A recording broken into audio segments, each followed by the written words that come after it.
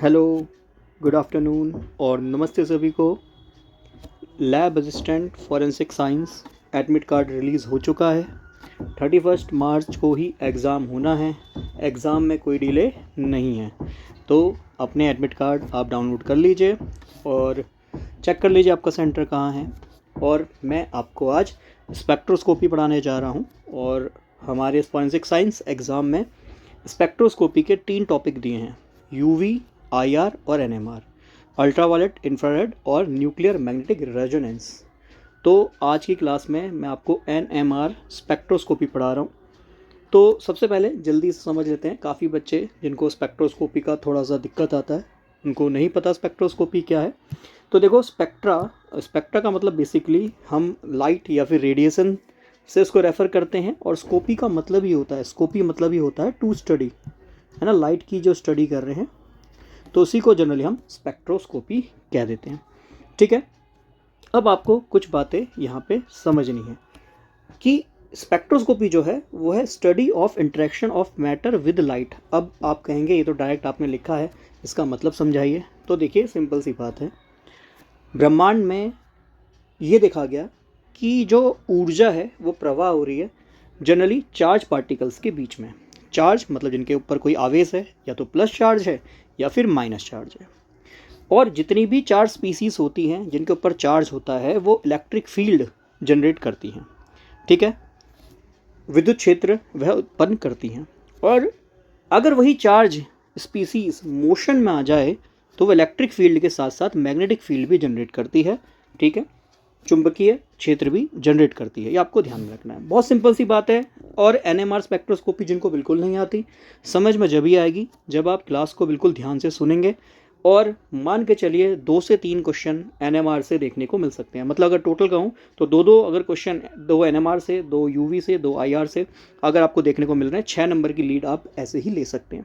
ठीक है, तो बहुत छोटा सा मैंने ये पीडीएफ बनाया है, बिल्कुल ध्यान से देखना है, समझना है मैं क्या कह रहा हूँ। मैं आपको कह रहा हूँ, फिर से सुन लीजिए कि दुनिया में, मतलब पूरे हमने यूनिवर्स में देखा कि भैया एनर्जी का फ्लो हो रहा है, और एनर्जी का फ्लो जनरली, मैं ये नहीं कह रहा हमेशा, जनरली चार्ज पार्टिकल्स के बीच में देखा गया। चार्ज पार्टिकल, आवेश, ऐसे कण जिन पे या तो प्लस चार्ज हो, है ना, या माइनस चार्ज हो, या तो धनात्मक हो या ऋणात्मक हो, और वे चार्ज पार्टिकल क्रिएट करती हैं इलेक्ट्रिक फील्ड। ये तो सभी को पता है, जिन पे ऊपर चार्ज है वो इलेक्ट्रिक फील्ड जनरेट करेंगी, तो उनके ऊपर विद्युत क्षेत्र होगा।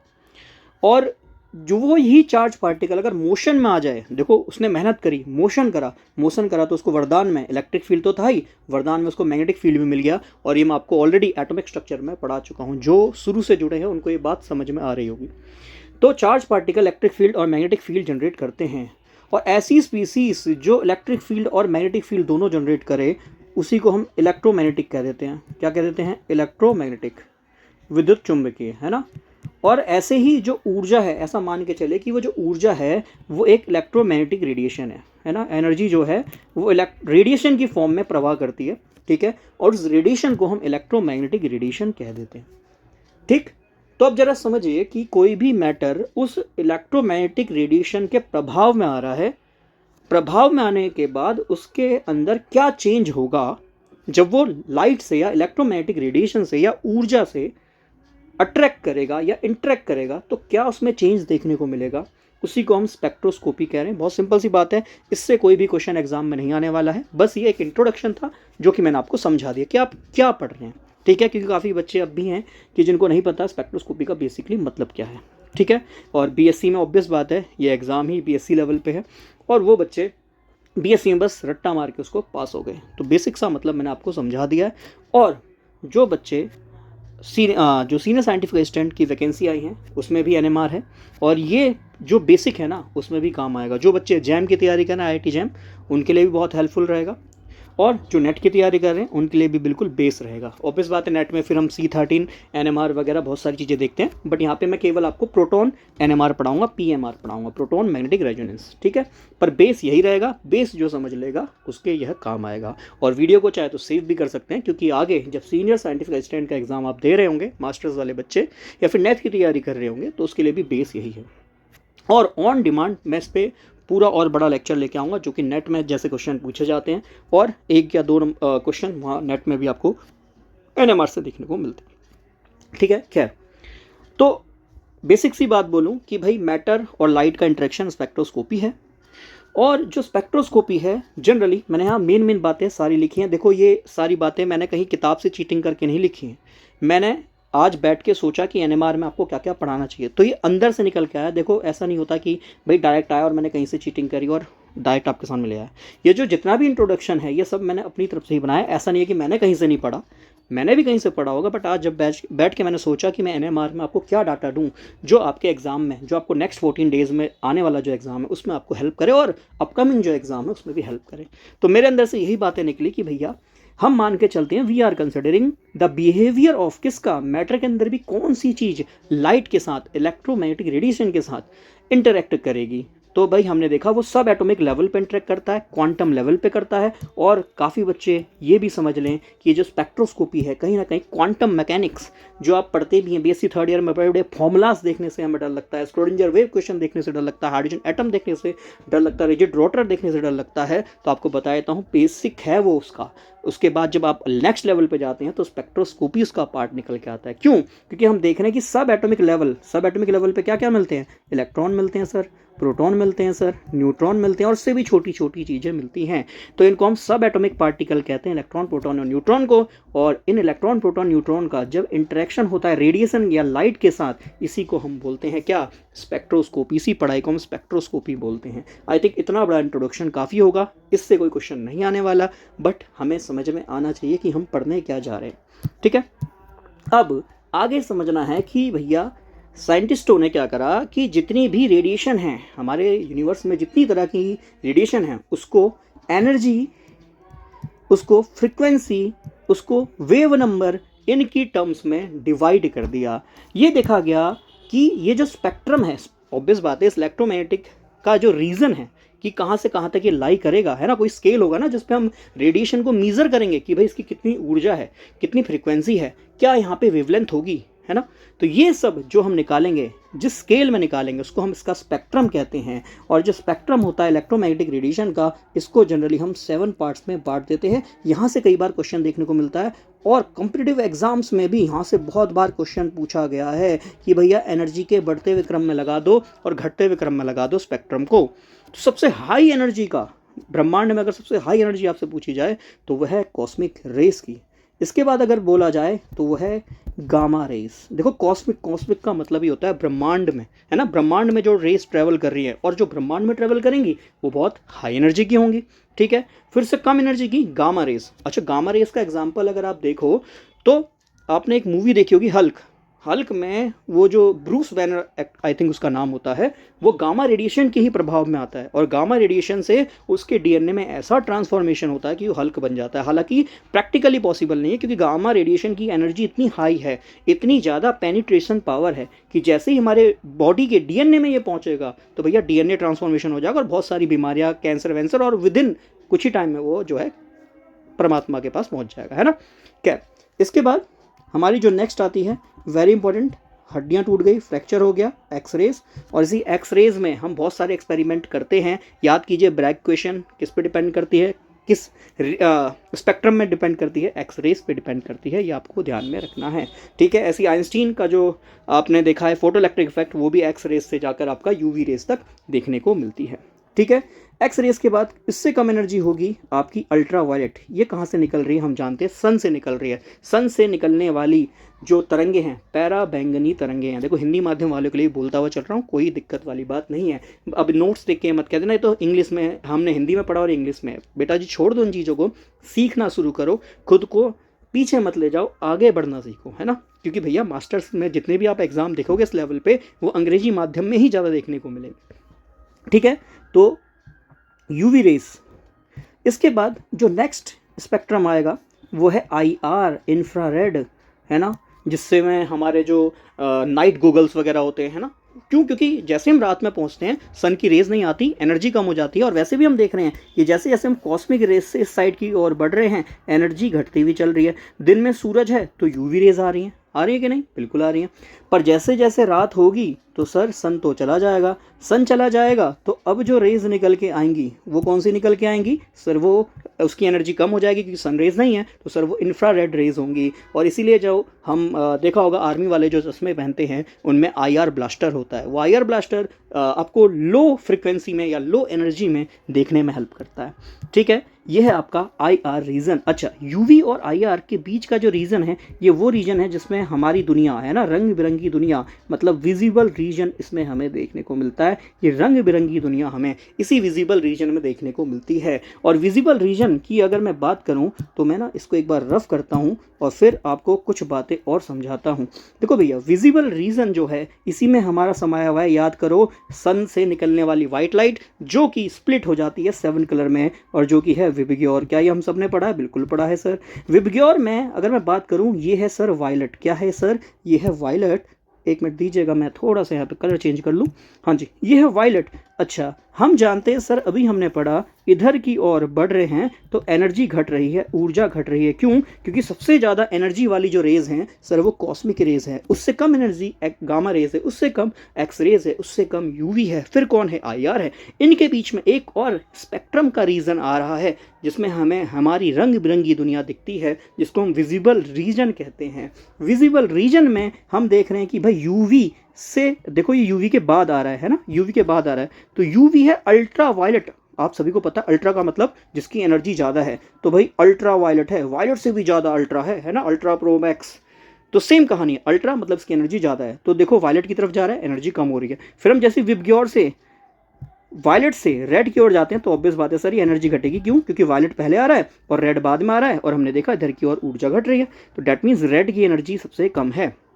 ठीक है, और रेड के बाद कौन आ रहा है सर? IR आ रहा है, इंफ्रारेड। इंफ्रा का मतलब ही होता है कम, तो रेड से भी कम एनर्जी है इंफ्रारेड की। समझ में आ रही है बात? जरा बात को ऐसे भी दिमाग में ला सकते हो कि भाई जब रात होती है तो आपने देखा है भाई जो सूरज है ना वो रेड कलर का हो जाता है। याद करने के लिए बता रहा हूँ, ये फैक्ट नहीं है, ये बस एक याद करने का एक लॉजिकल बात है कि भाई आपने देखा है जो सूरज है वो बिल्कुल रेड सा दिखाई देता है, वो रेड सबसे लास्ट एनर्जी है। उसके बाद जो अगली एनर्जी आएगी, क्योंकि अंधेरा हो गया, अब अल्ट्रावायलेट रेज नहीं है, अब एनर्जी और कम हो गई। क्यों? क्योंकि रात में सूरज की रोशनी नहीं आ रही, अंधेरा हो गया, तो कौन सा रीजन आएगा? रेड के बाद अगला रात हो जाएगी तो इंफ्रारेड आएगा। तो ध्यान में रखिए, रात में हमें क्यों नहीं दिखाई देता? क्योंकि हमारी आंखें केवल विजिबल रीजन में देख पाती हैं, IR में नहीं देख पाती हैं। क्लियर है? अब सूरज की ओर सूरज की तरफ अगर आप डायरेक्ट देखें तो भी नहीं देख पाते। वाई? क्योंकि वहाँ से भी अल्ट्रावायलेट रेज आ रही हैं, उनकी बहुत हाई एनर्जी है। और ऑब्वियस बात है, बहुत सारी कहानी है जिसमें हमने अनपोलराइज, पोलराइज लाइट सब कुछ कंसेप्ट पढ़ा हुआ है। ठीक है, चलिए इसके बाद जो अगला रीज़न आएगा, ठीक है जी, इसके बाद जो अगला रीज़न आएगा वह आएगा माइक्रोवेव। It is microwave. और लास्ट में वो आएगा, अगर ये ना हो तो भैया हम तो धरती पे पागल हो जाएंगे। अब क्या? Radio waves. अगर ये रेडियो वेव नहीं हुई तो हम तो कम्युनिकेशन कर ही नहीं पाएंगे। माइक्रोवेव ऑब्वियस बात है, जिसमें माइक्रोवेव ओवन, नाम ही उससे बना माइक्रोवेव ओवन, वो किस रीजन में काम कर रहा है सर? वो माइक्रोवेव रीजन में काम कर रहा है। उसकी एनर्जी बहुत ज़्यादा नहीं है, उसकी एनर्जी तो रात में आने वाली रोशनी से भी कम है, क्योंकि रात में IR है, उससे भी कम है माइक्रोवेव। और सबसे कम एनर्जी वाला कौन है सर? सबसे कम एनर्जी वाला कौन है? रेडियो वेव है। और सबसे ज़्यादा एनर्जी वाला कौन है सर? कॉस्मिक रेज है। तो हमने देखा कि कॉस्मिक रेज से जैसे जैसे मैं आगे की ओर बढ़ रहा हूँ, कॉस्मिक रे, gamma ray, X ray, UV ray, IR, microwave और रेडियो वेव एनर्जी घट रही है। अब हमने एक कहानी और पढ़ी है कि भैया किसी भी रेडिएशन की जो एनर्जी है अकॉर्डिंग टू द प्लैंक, वो है sir h nu equal to h nu, जहाँ पे h प्लैंक का स्थिरांक है और न्यू यहाँ पे फ्रिक्वेंसी है, आवृत्ति है। ठीक है, तो यहाँ पे अगर मैं कहानी बताऊँ कि हम जानते हैं जो फ्रीक्वेंसी होती है, आवृत्ति होती है, वो होती है c/λ। अगर मैं यहाँ से एनर्जी देखूँ तो सर ये आ जाएगी hc/λ। क्या ये फॉर्मूला हम सभी जानते हैं? बिल्कुल जानते हैं सर, हमने क्लास 11 से ये फॉर्मूला पढ़ा है, कुछ उसमें नया है ही नहीं। h हमारा प्लैंक स्थिरांक, c speed of light 3 × 10⁸ metre पर सेकंड या 3 लाख किलोमीटर पर सेकंड है। और अगर ये दोनों ही कांस्टेंट हैं तो मैं यहाँ से एक रिलेशन निकाल सकता हूँ कि एनर्जी v समान अनुपाती है, इन्वर्सली प्रोपोर्शनल है वेवलेंथ के। सर आप कह रहे हो जब आप कॉस्मिक रेस से आप रेडियो वेव्स की तरफ आ रहे हो तो एनर्जी घट रही है। बिल्कुल, क्यों? क्योंकि एनर्जी घट रही है, हमने अभी ऊपर देखा, तो ऑब्वियस एनर्जी घटेगी तो सर यहाँ वेवलेंथ जो उसका तरंग दैर्घ्य है वह बढ़ेगा, है ना। वेवलेंथ बढ़ेगा, तो यहाँ से ये रिलेशन भी हमें ध्यान में रखना है। ठीक है, अब देखो यहाँ से एक और जनरल साइंस में पूछे जाने वाला क्वेश्चन कि बता दो विबग्योर में सबसे ज़्यादा एनर्जी किसकी है और सबसे कम एनर्जी किसकी है। जनरल साइंस में पूछे जाने वाला क्वेश्चन है, बहुत बार पूछा गया है, डिफरेंट एग्जाम में पूछा गया, यूकेपीएससी में पूछा गया है। तो जनरल साइंस की भी तैयारी थोड़ी बहुत यहाँ पे हमारी हो रही है। और काफ़ी बार जनरल साइंस में ये भी पूछा गया है कि इन इलेक्ट्रोमैग्नेटिक स्पेक्ट्रम को बढ़ते या घटते क्रम में लगा दो, तो वो भी आई थिंक आप यहाँ से याद करके बढ़ते या घटते क्रम में लगा सकते हैं। आई थिंक इतना कंसेप्ट आप सभी को क्लियर हुआ होगा। ठीक है, तो हमने देखा कैसे हमने इलेक्ट्रोमैग्नेटिक स्पेक्ट्रम को 7 रीजन में बांट दिया। बोलो कौन सा सबसे हाई एनर्जी का? कॉस्मिक रेज, फिर गामा रेज, फिर एक्स रेज, फिर आपका आएगा यूवी, फिर आईआर, उसके बीच में विजिबल रीजन आएगा जिसमें आपका विबग्योर है, उसके बाद आएगा कौन सा? माइक्रोवेव, और लास्ट में आएगा आपका रेडियो वेव। और यही ना हो तो भैया कैसे ये संसार चलेगा, आज का संसार कैसे चलेगा, है ना। खैर, तो चलिए आते हैं NMR स्पेक्ट्रोस्कोपी में। अच्छा देखो हमारे सिलेबस में कौन कौन सा रीजन है, जरा उसको भी मैं आपको मेंशन कर देता हूँ। हमारे सिलेबस में है यूवी रीजन, IR रीजन, है ना, UV IR, और तीसरा कौन सा है सर? तीसरा है NMR nuclear magnetic resonance. Sir nuclear magnetic resonance, ऐसा तो कोई रीजन आपने यहाँ लिखा ही नहीं है। 7 ही स्पेक्ट्रम के पार्ट बनाए हैं जिसमें NMR तो कहीं दिखाई नहीं दे रहा। हाँ जी, बिल्कुल नहीं दिखाई दे रहा। क्यों? क्योंकि NMR जो है वो रेडियो वेव्स का पार्ट है ना। किसका पार्ट है? NMR रेडियो वेव्स का पार्ट है। ठीक है, तो हमें पढ़ना है NMR, IR और UV, ये 3 स्पेक्ट्रम हमें पढ़ने हैं। तो समझ में आया हमारा सिलेबस कैसे निकल के आया। इलेक्ट्रोमैग्नेटिक स्पेक्ट्रम के जो 7 पार्ट हैं उसमें से 3 पार्ट को उठाया, UV, IR और NMR। NMR किसका पार्ट है? रेडियो वेव्स का पार्ट है। बहुत सिंपल सा क्वेश्चन यही बन सकता है कि भैया इन विच रीजन NMR लाई, है ना, किस रीजन में NMR लाई करेगा, न्यूक्लियर मैग्नेटिक रेजोनेंस किस रीजन में देखने को मिलेगा। ठीक है, चलिए तो पढ़ते हैं, आगे समझते हैं।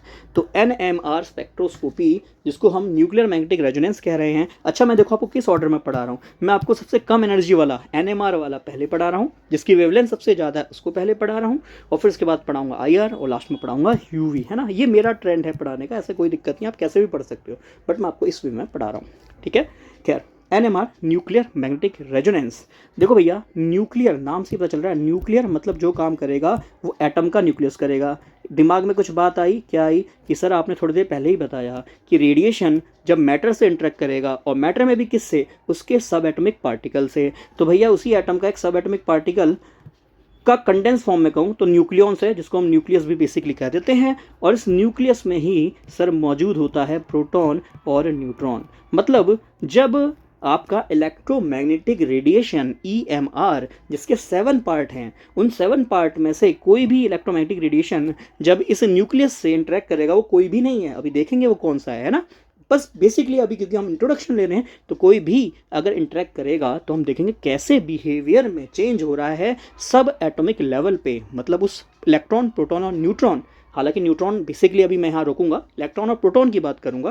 तो इलेक्ट्रॉन और प्रोटॉन के साथ कैसा इंटरेक्शन कर रहा है। याद करो थोड़ी देर पहले ही मैंने बोला था कि भैया एनर्जी जनरली चार्ज पार्टिकल में ट्रेवल होती है। इलेक्ट्रोमैग्नेटिक रेडिएशन जनरली मैं कह सकता हूँ चार्ज पार्टिकल है, और प्रोटॉन और इलेक्ट्रॉन भी कैसे हैं? चार्ज पार्टिकल हैं। तो अब समझ में आया, चार्ज पार्टिकल इंटरेक्ट कर रहा है चार्ज पार्टिकल के साथ, किस फॉर्म में? रेडिएशन की फॉर्म में।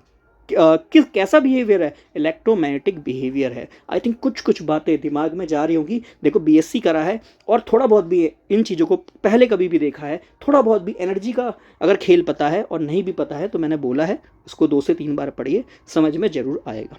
ठीक है, तो NMR आपको समझाया कि कैसे न्यूक्लियस में क्या है? प्रोटॉन या फिर न्यूट्रॉन है। अच्छा इंटरेक्ट कौन करेगा? सर आपने बताया चार्ज वाला करेगा। तो न्यूट्रॉन तो उदासीन होता है, न्यूट्रॉन पे तो नो चार्ज। तो इंटरेक्ट कौन करेगा न्यूक्लियस में? भाई न्यूक्लियस का प्रोटॉन इंटरेक्ट करेगा। इसीलिए इस NMR स्पेक्ट्रोस्कोपी को हम PMR भी कह देते हैं, प्रोटॉन मैग्नेटिक रेजोनेंस। बात समझ में आई? अगर एग्जाम में NMR की जगह PMR आता है तो ये मत सोचना नया टॉपिक आ गया तो आउट ऑफ सिलेबस हो गया, ऐसा नहीं है। PMR ही आपका NMR है, प्रोटॉन मैग्नेटिक रेजोनेंस। फिर से कहानी, लाइट या रेडिएशन डाली आपने किसके ऊपर? किसी भी मैटर के ऊपर, तो भैया वो लाइट किससे बात करेगी? वो सब एटॉमिक लेवल पे जाके बात करेगी, क्योंकि लाइट रेडिएशन के पास कैसी चीज़ें हैं? चार्ज स्पीसीज़ हैं। प्रोटॉन भी कैसा है? चार्ज है। तो उससे जाके बातें करेंगी, दोनों आपस में बातें करेंगे। सहमति होगी तो भैया बिहेवियर दिखाएंगे, सहमति नहीं होगी तो वहाँ पर कोई भी बिहेवियर देखने को नहीं मिलेगा। कैसे नहीं मिलेगा वो आप समझेंगे, यही तो हमारा इंट्रोडक्शन है। चलिए सबसे पहली बात, वाई न्यूक्लियस? तो मैंने आपको रीज़न दे ही दिया, क्योंकि न्यूक्लियस में है प्रोटॉन, प्रोटॉन पे है सर प्लस चार्ज, न्यूट्रॉन उदासीन है, कोई चार्ज नहीं है। चार्ज पार्टिकल से ही बात करेगा, है ना। तो प्रोटॉन और जो भी इलेक्ट्रोमैग्नेटिक रेडिएशन का चार्ज नेचर है वो इससे जाके बात करेगा। फिर आपको मैंने बता ही दिया प्रोटॉन जिसके ऊपर पॉजिटिव चार्ज है। देखो नोट्स, हाँ नोट्स सर, नोट्स दे दो, क्योंकि देखो मेरे पास खुद के बने हुए भी नोट्स हैं, हैंड रिटन नोट्स भी हैं, और फिर मैंने थोड़ी सी कोशिश करी कि कम फॉर्मेट में आपको कैसे मैं नोट्स प्रोवाइड करूं, है ना, वो बीएससी लेवल पे भी हो, ज़्यादा हाई लेवल भी ना पहुंच जाए। नहीं तो कुछ लोगों का कमेंट आएगा कि सर बहुत हाई लेवल पे जा रहे हो। अरे बेटा जी ज़रा समझो भाई, एग्ज़ाम में 11 पद हैं, 500 सब्जेक्ट हैं, 13 सेंटर हैं, 11 सीट हैं। एक सेंटर से, कितनी बार मैं बोल चुका हूँ, एक सेंटर से एक बच्चा निकलना भी असंभव है। और चीटिंग नहीं हुई तब, चीटिंग भैया यूके पीएससी का तो खैर, यूके ट्रिपल एससी का कहूँगा, इतिहास बेकार रहा है। बट हाँ भैया, मेरा थोड़ा सा अब ये सिस्टम से जो चल रहा है इससे थोड़ा सा भरोसा उठता जा रहा है, क्योंकि जिस तरीके से आप देख रहे हैं डिफरेंट एग्जाम्स में चीटिंग हो रही है, तो वो थोड़ा सा असहमति का कारण बन रहा है। ठीक है, बाकी तरीके से एग्ज़ाम हो, जो बच्चे वाकई उस लेवल के, उस पोस्ट के हकदार हों, उनको सीट मिले, तो ऑब्वियस बात है भाई, आप भी खुश, हम भी खुश। बट अगर कुछ गलत हो रहा है तो भाई हमारे साथ या आपके साथ फिर वो गलत ही है। ठीक है, खैर आ जाओ, प्रोटॉन क्यों? क्योंकि प्रोटॉन पे कैसा चार्ज है? पॉजिटिव चार्ज है। आपको बताया था जितनी भी चार्ज स्पीसीज होती हैं वो खुद का फील्ड जनरेट करती हैं। और देखो काफ़ी बच्चे कहेंगे सर आपने नोट्स पहले से लिख लिए, लिखवा नहीं रहे, है ना। तो मैं आपको बता देता हूँ, इतना समय नहीं है भैया, एनएमआर भी पढ़ाना, यू भी पढ़ाना, आईआर भी पढ़ाना, और कुछ छूटे हुए टॉपिक्स भी आपको पढ़ाने हैं। तो इसीलिए बेहतरी इसी में है कि आपको मैंने नोट्स लिख के दे दिए। अब ये PDF चाहिए टेलीग्राम से ले लीजिएगा, लिंक इन द डिस्क्रिप्शन। ठीक है, वहाँ से लेकर आप जो है इसको खुद से भी पढ़ सकते हैं। खैर, तो चार्ज पार्टिकल मैंने बताया, उनके पास खुद का इलेक्ट्रिक फील्ड होता है। क्या होता है? उनका विद्युतीय क्षेत्र होता है। और जैसे ही वो मोशन में आती हैं, देखो हल्की सी मेहनत करेगा ना, भगवान आपको फ्री में और भी देगा, है ना। क्या देगा कि भैया चार्ज पार्टिकल थी, ये तेरा बेसिक टैलेंट था, तेरा बचपन से ही तेरे साथ आया था क्या, कि तेरे पास इलेक्ट्रिक फील्ड था, बट तूने स्किल दिखाई, सीखा, तूने मोशन करना सीखा, तो भैया ले, तेरे पास इलेक्ट्रिक फील्ड था, साथ में तुझे मैग्नेटिक फील्ड भी एज अ गिफ्ट दे दिया। तो मोशन में होने की वजह से मैग्नेटिक फील्ड भी मिल जाता है। अब फिर होता क्या है, मैंने आपको बताया भाई, मैग्नेटिक फील्ड जो है इसका इंटरेक्शन होता है मैग्नेटिक फील्ड के साथ। कैसे भाई? मैंने आपको क्या बताया कि संसार में है 4 स्पीसीज, है ना, वही 4 स्पीसीज इलेक्ट्रोमैग्नेटिक रेडिएशन बनाती हैं। ऐसी सबएटॉमिक लेवल पे प्रोटॉन भी एक 4 स्पीसीज है, उसका भी मैग्नेटिक फील्ड होगा।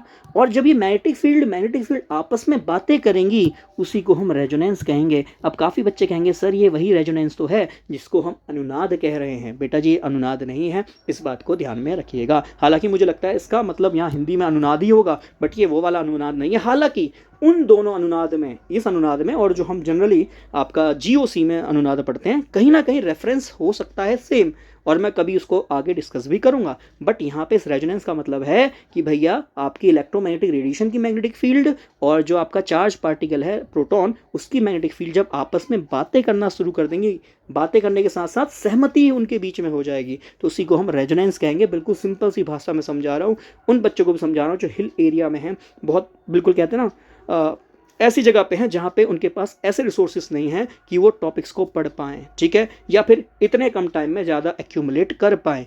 तो उनके लिए भी ये टॉपिक है, ताकि सिंपल सी भाषा में समझ में आए कि जो आपकी रेडिएशन, उसकी मैग्नेटिक फील्ड, और जो आपका चार्ज पार्टिकल है प्रोटॉन, उसकी मैग्नेटिक फील्ड आपस में सहमति जताना शुरू कर दें, तो उनके बीच में रेजोनेंस हो जाएगा। ऐसा समझ लो, उनका विवाह हो जाएगा, है ना।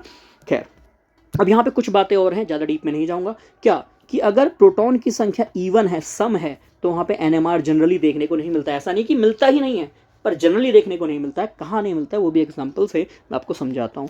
और यदि ऑड प्रोटॉन है तो भैया 100% NMR देखने को मिलेगा। अगर विषम है, भैया इवन का मतलब 2 4 6 सभी को पता है, ऑड का मतलब 1 3 5 7 सभी को पता है। अगर प्रोटॉन की संख्या इवन है, 2 4 6 है, तो वहाँ NMR देखने को नहीं मिल सकता है। कहीं देखने को भी मिलेगा, एग्जाम्पल लेके चल रहा हूँ। ऑड है तो ऑड वाली कंडीशन में NMR देखने को हमेशा ही मिलेगा, always NMR to be seen. जैसे फॉर एग्जांपल, ये मैंने टेस्ट सीरीज वाला ही क्वेश्चन यहाँ पे ले लिया कि भैया आपके पास Mg है 12 24, 12 उसका एटॉमिक नंबर, 24 का मास नंबर, सभी को पता है, एटॉमिक स्ट्रक्चर में पढ़ा भी है। कार्बन का 6 13, हाइड्रोजन का 1H1 आपका प्रोटॉन है, ठीक है। मैग्नीशियम को जरा देखिए, इसके पास अगर इलेक्ट्रॉन, प्रोटॉन, न्यूट्रॉन सब निकालना सिखा चुका, एटॉमिक स्ट्रक्चर में पढ़ाया था, बाकी आता भी होगा ऐसा मैं मान के चलता हूँ BSc लेवल पे। हालांकि बहुत समय से 10 साल से तो मैं लगभग BSc बच्चों को पढ़ा रहा हूँ, और BSc पास आउट होने के बाद भी काफ़ी बच्चे मेरे पास ऐसे आते हैं, देखो जो पढ़ के गए वो कुछ ना कुछ तो सीखते हैं, पर ऑब्वियस बात है जिन्होंने केवल BSc पास करी होती है उनको ये भी नहीं पता होता कि भैया मैग्नीशियम के पास कितने इलेक्ट्रॉन, कितने प्रोटॉन, कितने न्यूट्रॉन, और ये बहुत बड़ा दुर्भाग्य है। क्यों है मुझे नहीं पता, बट सोच के देखिए कि आप बीएससी कर रहे हैं और आपको ये नहीं पता इलेक्ट्रॉन प्रोटॉन न्यूट्रॉन कितना। ठीक है, खैर छोड़िए, आते हैं टॉपिक पे। Magnesium atomic number 12, mass number 24 है। इलेक्ट्रॉन प्रोटॉन न्यूट्रॉन सभी को निकालने आते होंगे भाई, जितना एटॉमिक नंबर होता है उतने ही जनरली इलेक्ट्रॉन और आपके प्रोटॉन होते हैं। और अगर आप मास नंबर में से एटॉमिक नंबर को घटा दो या फिर प्रोटॉन या आप सॉरी मास नंबर में से यदि आप ऑब्वियस बात है प्रोटॉन को घटा दो या इलेक्ट्रॉन को घटा दो तो आपका नंबर ऑफ न्यूट्रॉन आ जाएगा। ठीक है, तो निकाल सकते हैं, बहुत सिंपल है। तो इस कंडीशन में इलेक्ट्रॉन न्यूट्रॉन प्रोटॉन तीनों ही इवन हैं। ऐसी कंडीशन में तो एनएमआर का डाटा आपको मिलेगा ही नहीं। अभी एनएमआर क्या है अभी धीरे धीरे समझ में आएगा, इतना तो समझ में आया ना एटलीस्ट इतनी देर में कि भैया इलेक्ट्रोमैग्नेटिक रेडिएशन है और कोई सबएटॉमिक लेवल पे पार्टिकल है किसी भी एटम का, है ना, वो लाइट के साथ इंटरेक्ट करना शुरू कर रहा है, बातें करना शुरू कर रहा है, और जब उनके बीच में सहमति हो रही है तो वहाँ पर रेजोनेंस हो रहा है। आई थिंक इतना तो समझ में आएगा इतनी देर में। ठीक है, इसके बाद क्या समझा है कि सर अगर सारी चीज़ें ही इवन हो जाएंगी तो एनएमआर देखने को नहीं मिलेगा, नो एनएमआर डाटा, है ना। चलो मैं थोड़ा सा ना यहाँ पे इसको हाईलाइटर को चेंज कर लेता हूँ, येलो ले लेता हूँ। ठीक है, और इस केस में देखो यहाँ पे सर यहाँ भी तो आप कह रहे हो कि जब प्रोटॉन की संख्या इवन होगी तब देखने को नहीं मिलेगा, बट आप बात को समझिए कि भैया जब तीनों ही केस में तीनों ही पॉजिटिव होंगे, देखना यहाँ Mg, और चलो और एग्जांपल ले लेता हूँ, oxygen atomic number 8 mass number 16। ठीक है, बताओ जल्दी से इलेक्ट्रॉन की संख्या कितनी है। सर इलेक्ट्रॉन की संख्या यहाँ पे 8 होगी क्योंकि प्रोटॉन की संख्या भी 8 है क्योंकि इसका एटॉमिक नंबर 8 है। चलो न्यूट्रॉन की संख्या बताओ। सर आप मास नंबर में से एटॉमिक नंबर घटा दो या इलेक्ट्रॉन प्रोटॉन की संख्या घटा दो, सर वो भी 8 आएगा। तो आप देख रहे हैं ना सारे ही सेम आ रहे हैं, मतलब इवन आ रहे हैं। देखो ये भी इवन है, ये भी इवन है, ये भी इवन है। अब सारे ही इवन आ रहे हैं तो बीच में क्या हो जाएगा सर, इनके क्लैश हो जाएगा, है ना, क्लैश हो जाएगा। और जैसे ही क्लैश होगा तो ये एनएमआर में डाटा नहीं देंगे, एनएमआर में पीक्स नहीं देंगे। अब धीरे धीरे बातों को समझना शुरू करो, कुछ हम पीक पढ़ रहे हैं, कुछ डाटा आता होगा इससे, क्या डाटा आता होगा उसी को हमें समझना है, क्या डाटा आता होगा, है ना, क्या चीज़ है ऐसी। तो इतना तो समझ में आया, लाइट पड़ी, लाइट पढ़ने के साथ इंटरेक्शन हुआ, इंटरेक्शन हुई तो उनके बीच में कुछ बातें हुई, सहमति हुई, तो सहमति से कुछ डाटा निकल के आएगा। वो डाटा क्या है, उसी को हम एनएमआर डाटा कहते हैं, न्यूक्लियर मैग्नेटिक रेजोनेंस कहते हैं। इस केस में सर आप कहोगे अभी तो आपने कहा कि प्रोटॉन की संख्या यदि इवन होती है तो सर एनएमआर नहीं देता है, बट C13 एनएमआर तो बहुत बड़ा एनएमआर होता है। काफ़ी बच्चे इस बात को कहेंगे भी जिनको आता है ना। तो भाई सिंपल सी बात है, यहाँ पे न्यूट्रॉन ऑड है, एक भी चीज़ अगर ऑड हो जाए तो समझ लो एनएमआर एक्टिव हो जाएगा। यहाँ इस दोनों ही केस में, Mg वाले केस में, ऑक्सीजन वाले केस में सारे ई इवन है, कुछ छोड़ा ही नहीं। क्यों नहीं छोड़ा, क्या नहीं छोड़ा, अभी देखेंगे। इसको हम कहेंगे पॉपुलेशन डेंसिटी, पढ़ेंगे समझेंगे। ठीक है, अब देखो यहाँ हाइड्रोजन के केस में जिसको हम प्रोटॉन कह रहे हैं, और इसी का स्पेक्ट्रम हम जनरली पढ़ते हैं जिसको हम 1H1 NMR स्पेक्ट्रम कहते हैं, और यही ज़्यादातर पढ़ाया जाता है और बीएससी लेवल पे 1H1 से ही आएगा। यदि आप मास्टर्स कर रहे हैं, उस लेवल पे कोई एग्ज़ाम दे रहे हैं तो C13 से भी क्वेश्चन बनेगा, कोई बड़ी बात नहीं है। ठीक है, ग्रेजुएशन लेवल पे आप 1H1 को अच्छे से तैयार करिए, आपका काम बन जाएगा। ठीक, तो बात को समझिए। इलेक्ट्रॉन बताओ जल्दी से, प्रोटॉन जिसको हम सिंपली हाइड्रोजन भी कहते हैं, उस पर भैया इलेक्ट्रॉन 1 है सर, प्रोटॉन इस पर होता नहीं। न्यूट्रॉन इस पर जनरली कितना देखने को मिलेगा। आई थिंक मैंने उल्टा लिख दिया, एक मिनट रुक जाइए, मैं इसको ना थोड़ा सा ठीक कर दूँ। ये मैंने उल्टा लिख दिया भाई, क्या लिख दिया कि भैया इलेक्ट्रॉन 1 है, प्रोटॉन 1 है और न्यूट्रॉन 0 है। आई एम सॉरी फॉर डैट, है ना, न्यूट्रॉन इस पर 0 होगा, ये मैंने गलत लिखा था, ठीक कर लीजिएगा। और तो प्रोटॉन इस पर हमने देखा इलेक्ट्रॉन 1 है, प्रोटॉन 1 है, न्यूट्रॉन इस पर 0 है। सर 0 को इवन माने ऑड माने, भैया 0 को कुछ मत मानो, बाकी चीज़ों को देखो कि भैया यहाँ इलेक्ट्रॉन भी ऑड है, प्रोटॉन भी ऑड है, और हमें तो बात ही प्रोटॉन से करनी है। प्रोटॉन ऑड है और जब भी ऑड होगा तो ऑड वाला तो हमेशा एनएमआर का डाटा देगा। तो इतनी बात समझ में आई कि सारे इवन तो एनएमआर डाटा नहीं मिलेगा। एक भी चीज़ ऑड, एक भी चीज़ ऑड, चाहे प्रोटॉन ऑड या प्रोटॉन के अलावा इलेक्ट्रॉन या न्यूट्रॉन ऑड, तो सर एनएमआर का डाटा मिलेगा, एनएमआर का डाटा मिलेगा। इसीलिए हम एनएमआर डाटा में सबसे ज़्यादा किसको पढ़ते हैं, हाइड्रोजन को, क्योंकि इसकी पीक सबसे बढ़िया मिलती है। इसीलिए हम इसको प्रोटॉन स्पिन रेजोनेंस भी कहते हैं, क्योंकि हाइड्रोजन को 1H1 को प्रोटॉन भी कहते हैं, आप सभी को पता है। अगर 1H2 होगा तो उसको हम ड्यूटेरियम कहते हैं, 1H3 को ट्रिटियम कहते हैं। इतनी कहानी हम सभी जानते हैं। इसीलिए इसको अगर हम PMR भी कह रहे हैं या PSR भी कह रहे हैं तो यहाँ पे दिक्कत नहीं आनी चाहिए। क्लियर। अब देखो इसका रीजन कौन सा है, सर इसका रीजन जो है वो है रेडियो फ्रिक्वेंसी रीजन। कैसा रीजन है, रेडियो फ्रिक्वेंसी रीजन है। ध्यान में रखना भैया, स्पेक्ट्रम के किस रीजन में देखने को मिलता है एनएमआर, तो रेडियो फ्रिक्वेंसी रीजन में देखने को मिलता है। क्यों मिलता है भैया, अगर इतनी बातें समझ में आ रही हैं, इच्छा हो रही है और जानने की क्यों होता है, तो समझिए, अब समझाऊंगा वाई इट इज। है ना। खैर कह रहा है कि NMR डाटा देता है, इंफॉर्मेशन देता है about the magnetically distinct atom, मतलब जिनका अलग अलग चुंबकीय क्षेत्र है उनका अलग अलग डाटा देगा। फॉर एग्जाम्पल हमने देखा भैया हाइड्रोजन भी आपका NMR स्पेक्ट्रम देगा, C613 भी आपका यह NMR स्पेक्ट्रम देगा, ऐसी नाइट्रोजन को ले लो N714 ये भी NMR स्पेक्ट्रम देगा। तो सर तीनों ही एटम अलग अलग हैं, तो ऑब्वियस बात है तीनों का डाटा भी तो अलग अलग आएगा। तो यही आपसे कहना चाह रहा है, इस बात को समझिएगा, ठीक है। अब देखो हाइड्रोजन एटम की मैं बात कर रहा हूँ, बता ही चुका हूँ। जनरली हम PMR में या NMR में BSc लेवल पे हाइड्रोजन एटम को पढ़ते हैं, जिसको हम PMR प्रोटॉन मैग्नेटिक रेजोनेंस या फिर न्यूक्लियर मैग्नेटिक रेजोनेंस भी कहते हैं। तो हाइड्रोजन एटम में number of distinct type of hydrogen nuclei environmentally different. ये क्या लिख दिया कि भैया अगर अलग अलग टाइप के हाइड्रोजन हैं तो उनका जो पीक है, सिग्नल है, डाटा है, वो भी थोड़ा अलग अलग देखने को मिलेगा। फॉर एग्जांपल समझिए क्या हम NMR में बेसिकली पढ़ने की कोशिश करते हैं। देखो भैया यहाँ दो तरह के हाइड्रोजन दिख रहे हैं, एक हाइड्रोजन वो जो ऑक्सीजन के साथ है, एक हाइड्रोजन वो जो कार्बन के साथ है। इतनी बात तो समझ में आ रही होगी कि हाइड्रोजन ऑक्सीजन से लगा हुआ, उसका कुछ और एनवायरनमेंट होगा, क्योंकि भैया ऑक्सीजन उसको अलग मैग्नेटिक फील्ड प्रोवाइड कराएगा, कार्बन उसको अलग मैग्नेटिक फील्ड प्रोवाइड कराएगा। तो ऑब्वियस बात है दोनों का मैग्नेटिक फील्ड बिहेवियर अलग अलग होगा। इसलिए मैं कह सकता हूं यहाँ पे A और B मतलब दो अलग अलग तरह के एनवायरमेंटली डिफरेंट हाइड्रोजन है। दोनों का एनवायरमेंट, दोनों का चारों ओर का जो वातावरण है, किसका वातावरण? मैग्नेटिक फील्ड का वातावरण है, क्योंकि ऑक्सीजन अलग तरह की मैग्नेटिक फील्ड प्रोवाइड करेगा, अलग का मतलब उनका अमाउंट अलग होगा और कार्बन का अलग होगा। इसीलिए मैं कह रहा हूँ यहाँ पे दो डिफरेंट तरह के हाइड्रोजन हैं। अब कहोगे सर सभी तो हाइड्रोजन है, 1H1 ही तो है। बेटा जी मैं फिर से भी बात कह रहा हूँ कि उनका बिहेवियर ऑफ मैग्नेटिक फील्ड कैसा है। जब वो लाइट से इंटरेक्ट कर रहा है तो उसका कैसा बिहेवियर है, इसका मैग्नेटिक फील्ड कुछ और होगा लाइट से बिहेवियर, लाइट से इंटरेक्ट होने के बाद, और कार्बन पे लगे हुए हाइड्रोजन का बिहेवियर कुछ और होगा। तो डिफरेंट बिहेवियर है, ये बात आपको समझ में आनी चाहिए, ठीक है। चलिए अब ये मैं आपको बता ही चुका हूँ कि भैया कैसे इंटरेक्शन होगा। तो सेम कहानी लिखी है कि any moving charge generate a magnetic field of its own. बताया ना कि कोई भी चार्ज पार्टिकल है खुद का इलेक्ट्रिक फील्ड, मोशन में आते मैग्नेटिक फील्ड। और भैया ये कहाँ से आया? स्टर्नगर्च एक्सपेरिमेंट फिजिक्स में आपने पढ़ा होगा, नहीं पढ़ा छोड़िए, इससे क्वेश्चन नहीं बनेगा। जो क्वेश्चन बनेगा इस थीम से बनेगा जो मैं आपको बार बार समझा रहा हूँ, ठीक है। तो any moving charge generate magnetic field its own, जिसको हम स्पिनिंग कहते हैं। कैसे करेगा? By spinning, which is the intrinsic property of a moving particle. देखो भैया सिंपल सी बात है, कोई भी चार्ज पार्टिकल होता है, मैंने बताया ना उसके पास मैग्नेटिक फील्ड है, मतलब उसके पास नॉर्थ पोल है, उसके पास साउथ पोल है। ये नॉर्थ साउथ पोल कैसे आया? बाय स्पिनिंग, स्पिन करने से आया। मतलब वो चार्ज पार्टिकल स्पिन करेगा, स्पिन का मतलब घूर्णन करेगा, और वो घूर्णन करना उस चार्ज पार्टिकल की इंट्रिंसिक अंतर्भूत उसकी प्रॉपर्टी होती है। ये बात आपको ध्यान में रखना है, ठीक है। खुद की प्रॉपर्टी होती है कि वो स्पिनिंग करेगा। जैसे हमने पढ़ा ना इलेक्ट्रॉन की स्पिन ये वाली होती है जिसको हम प्लस हाफ स्पिन कहते हैं, सेम कहानी यहाँ भी है, क्योंकि भैया प्रोटॉन भी तो चार्ज पार्टिकल है, तो उसकी भी स्पिन कितनी होगी भैया? जैसे इलेक्ट्रॉन की प्लस हाफ माइनस हाफ है, सिमिलरली यहाँ भी प्लस हाफ माइनस हाफ होगी। ये मैं आपको ऑलरेडी एटॉमिक स्ट्रक्चर में पढ़ा भी चुका हूँ कि इलेक्ट्रॉन चार्ज पार्टिकल भैया कैसे बिहेव करेगा।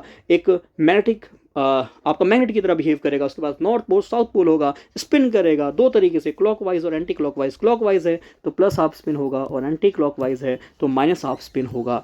ये देखो सेम कहानी है आपके प्रोटॉन के लिए। प्रोटॉन पे प्लस चार्ज तो मैग्नेटिक फील्ड तो घूमेगा, घूर्णन करेगा, स्पिनिंग करेगा, और स्पिनिंग करेगा तो ध्यान में रखिए उसकी प्लस हाफ स्पिन है जिसको हम कहते हैं स्पिन अलाइंड, और जिसको हम क्लॉकवाइज भी कह सकते हैं, घड़ी की दिशा में घूमेगा। और अगर उल्टी तरफ है तो उसको हम माइनस हाफ स्पिन कहते हैं, जिसको हम एंटी क्लॉकवाइज स्पिन भी कह सकते हैं। भैया ऑब्वियस बात है, फ्लेमिंग का राइट हैंड थंब रूल लगाइए और कहानी को पाइए, अंगूठा ऊपर की साइड, और भैया देखो किस तरीके से वो घूमेगा, ठीक है। चलिए अब कहानी है कि जो रेडियो फ्रिक्वेंसी रीजन है वो एक्सटर्नल मैग्नेटिक फील्ड में जनरली देखने को मिलता है। कैसे देखने को मिलता है समझाऊंगा, बट इस बात को जरा समझिएगा कि होता क्या है। मैंने बताया ना सिंपल सी कहानी, क्या कि आपको याद करना है इलेक्ट्रोमैग्नेटिक रेडिएशन, है ना। कैसे बनी इलेक्ट्रोमैग्नेटिक रेडिएशन? कि भैया ब्रह्मांड में कहीं ना कहीं चार्ज पार्टिकल होते हैं, मोशन में आते हैं, उनकी वजह से जनरली जो है मैग्नेटिक फील्ड क्रिएट होता है ना। और उसमें सबसे कम एनर्जी वाला है आपका रेडियो फ्रिक्वेंसी वाला। वो जो रेडिएशन आप दे रहे हैं उसको हम कहते हैं एक्सटर्नल मैग्नेटिक फील्ड। एक्सटर्नल क्यों? क्योंकि ऑब्वियस बात है कोई सोर्स ऐसा होगा जिससे हम रेडियो फ्रिक्वेंसी रीजन को जनरेट करेंगे। अरे भैया माइक्रोवेव ओवन के अंदर क्या होता है? माइक्रोवेव ओवन के अंदर माइक्रोवेव्स जनरेट होती हैं जिससे खाना गर्म होता है। ऐसे ही मैंने कोई एक डिवाइस बनाया जिसके अंदर रेडियो फ्रिक्वेंसी जनरेट हो रही है, ठीक है। अब ऑब्वियस बात है वो जनरेट कर रहा हूँ तो एक्सटर्नल होगा, वाई? क्योंकि जिस भी चीज़ को, मतलब जिस भी चीज़ का मतलब है, मान लो आपने अभी ऊपर एग्जांपल लिया था मीथेनॉल का ही, इस मीथेनॉल को डाला तो उसका खुद का मैग्नेटिक फील्ड होगा, उसको मैं इंटरनल मैग्नेटिक फील्ड कहूँगा। और जिस डिवाइस में मैं उसको डालने जा रहा हूँ, जहाँ से मुझे डाटा मिलेगा, ऑब्वियस बात है वो उसका एक्सटर्नल मैग्नेटिक फील्ड होगा। ठीक है। अब ऑब्वियस बात है जब भी मैग्नेटिक फील्ड जनरेट होता है तो उसमें जो है खुद का एक, मतलब ऑब्वियस बात है टॉर्क लगेगा, है ना। टॉर्क का मतलब क्या होता है कि भैया एक्सटेंडिंग मैग्नेटिक फील्ड कितनी पावर से लग रहा है, उसी पावर को जनरली मैं टॉर्क कह सकता हूँ। ठीक है। और उसी टॉर्क को मैं मैग्नेटिक मूवमेंट भी कह सकता हूँ। अच्छा, मैग्नेटिक मूवमेंट होता क्या है कि भैया कोई भी चार्ज पार्टिकल है वो खुद की स्पिनिंग कैसे कर रहा है ना, कितनी फोर्स से, कितने टॉर्क से वह स्पिनिंग कर रहा है, उसको मैं इसका मैग्नेटिक मूवमेंट कह सकता हूँ। ठीक है। टॉर्क का मतलब समझ में आया कि भैया कितने फोर्स से वह स्पिनिंग कर रहा है। ठीक है। अब स्पिनिंग मैंने बता ही दिया, दो तरह की हैं, स्पिन क्लॉकवाइज जिसको हम प्लस हाफ, है ना, और एंटी क्लॉकवाइज माइनस हाफ कहते हैं। अब यहाँ पे आता है एनएमआर का मेन बात। अब यहाँ से थोड़ा सा कंसेप्ट और अच्छा बनने लगेगा। वाई? क्योंकि हमने इतना समझा कि भैया प्रोटॉन चार्ज पार्टिकल है, स्पिन करेगा, प्लस हाफ होगा तो क्लॉकवाइज, माइनस हाफ होगा तो एंटी क्लॉकवाइज। अब जरा समझना है, जब वो क्लॉकवाइज होगा तो भैया वो कम एनर्जी का होगा और अलाइंड होगा, मतलब जिस डायरेक्शन में एक्सटर्नल मैग्नेटिक फील्ड होगी उसी डायरेक्शन में अलाइंड होगा। क्या है समझ में आएगा, अभी आगे समझना। एंटी क्लॉकवाइज है तो उसकी ऊर्जा हाई होगी, वो अपोज करेगा अप्लाइड मैग्नेटिक फील्ड को। कैसे अपोज करेगा जरा समझो, ये एक डायग्राम से इसको समझाने की कोशिश भी करता हूँ। ठीक है। आप देखिए मैंने यहाँ पे क्या करा, ये एनर्जी का बढ़ता हुआ क्रम वाई एक्सिस पे लिया है, और जब ये जीरो के क्लोज है तो मैं ये कह रहा हूँ कि यहाँ पे कोई भी मैग्नेटिक फील्ड नहीं है। जैसे जैसे मैं एक्स एक्सिस पे आगे की ओर बढ़ रहा हूँ तो मैं कह रहा हूँ कि अब मैं मैग्नेटिक फील्ड देना शुरू कर रहा हूँ। फिर से समझिए भाई, ये मेरा एक डिवाइस है जिनको बिल्कुल नहीं समझ में आ रहा है ना, क्योंकि अब थोड़ा सा लेवल अच्छा बनता जा रहा है, जो हमने चीज़ें समझी उसको अप्लाई करना सीख रहे हैं। ये मान लो नॉर्थ पोल है, ये साउथ पोल है ना। ये मैंने एक ऐसा रीजन बनाया जिसके अंदर क्या हो रहा है, रेडियो फ्रिक्वेंसी रीजन जनरेट हो गया। अब मैंने ये एक मान लीजिए इसमें डिवाइस होल्डर लिया है, या मैं बोलूँ आपका ये जो भी आप यहाँ पे एक्सपेरिमेंट करने जा रहे हैं, मान लो जैसे CH3OH आपने लिया है, मीथेनॉल आपने लिया है, तो उस मीथेनॉल को कैरी करेगा ये कंटेनर। इस कंटेनर को जैसे ही आपने यहाँ पे मैग्नेटिक फील्ड के बीच में डाला जो कि रेडियो फ्रिक्वेंसी रीजन को जनरेट कर रहा है, तो यहाँ पे मैंने क्या बताया कि भैया जो इलेक्ट्रोमैग्नेटिक रेडिएशन है ये रेडियो फ्रिक्वेंसी रीजन है, ये इस CH3 के हाइड्रोजन और OH के हाइड्रोजन के पास जाएगा, उनसे बातें करेगा तो उनके बीच में रेजोनेंस होगा। ठीक है। अब जरा बात को समझना कि अगर प्लस हाफ है, इसका मतलब है देखो एनर्जी ऊपर की ओर बढ़ रही है, ऊपर की ओर एनर्जी बढ़ रही है, यहाँ भी देखो ये एनर्जी ऊपर की ओर बढ़ रही है। इतनी बात आई थिंक आपको समझ में आ रही होगी। अब अगर प्लस हाफ है तो ये मैग्नेटिक फील्ड के साथ अलाइन होगा। अब कैसे मैग्नेटिक फील्ड के साथ अलाइन होगा, तो समझो कि मैंने मान लो ये मैग्नेटिक फील्ड लगाई जिसको हम एक्सटर्नल मैग्नेटिक फील्ड कह रहे हैं, B0 से इसको रिप्रेजेंट कर रहे हैं। ठीक है। अब मान लो कम एनर्जी है तो ये जिस डायरेक्शन में आपकी मैग्नेटिक फील्ड होगी, मान लो ऊपर की तरफ है, उसी डायरेक्शन में इलेक्ट्रॉन होगा, तो इलेक्ट्रॉन भी ऊपर की ओर होगा। इसी स्पिन को हम जनरली क्या कह रहे हैं सर, इसको हम प्लस हाफ स्पिन कह रहे हैं। अब है क्या कि मैंने मैग्नेटिक फील्ड को थोड़ा सा बढ़ाया, है ना, इसकी मान लो इंटेंसिटी को मैंने बढ़ाया।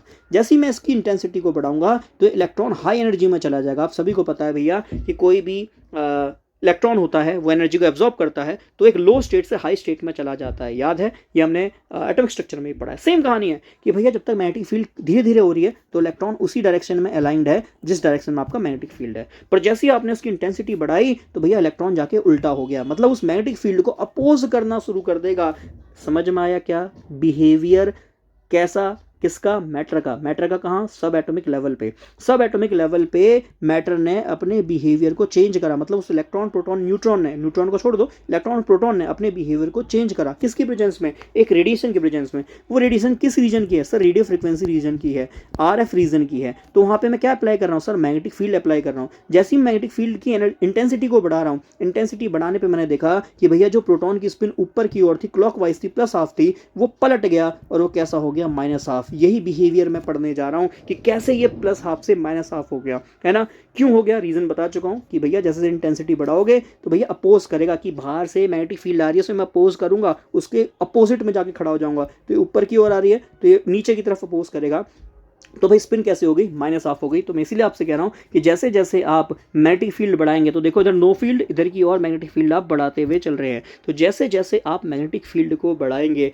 आप यह ऑब्जर्व करेंगे कि जो इलेक्ट्रॉन है उसकी स्पिन क्या हो गई, electron, I am sorry for that, proton की जो स्पिन है वो पलट गई है। प्लस हाफ से कैसा हो गया, माइनस हाफ। तो आपने देखा ये ऐसे अलाइन था यहाँ ऊपर जाके, मतलब जैसे ही इसको मैग्नेटिक फील्ड मिला तो ये अपोज करने लग गया उस मैग्नेटिक फील्ड को। तो ये बात समझनी है, मैग्नेटिक फील्ड की डायरेक्शन में जैसे ही जाएगा उसको अपोज करेगा। और ध्यान में रखना एक चीज़ और, काफ़ी बुक में इसको अल्फा स्पिन स्टेट भी कहते हैं और इस वाली स्टेट को बीटा स्पिन स्टेट भी कहते हैं।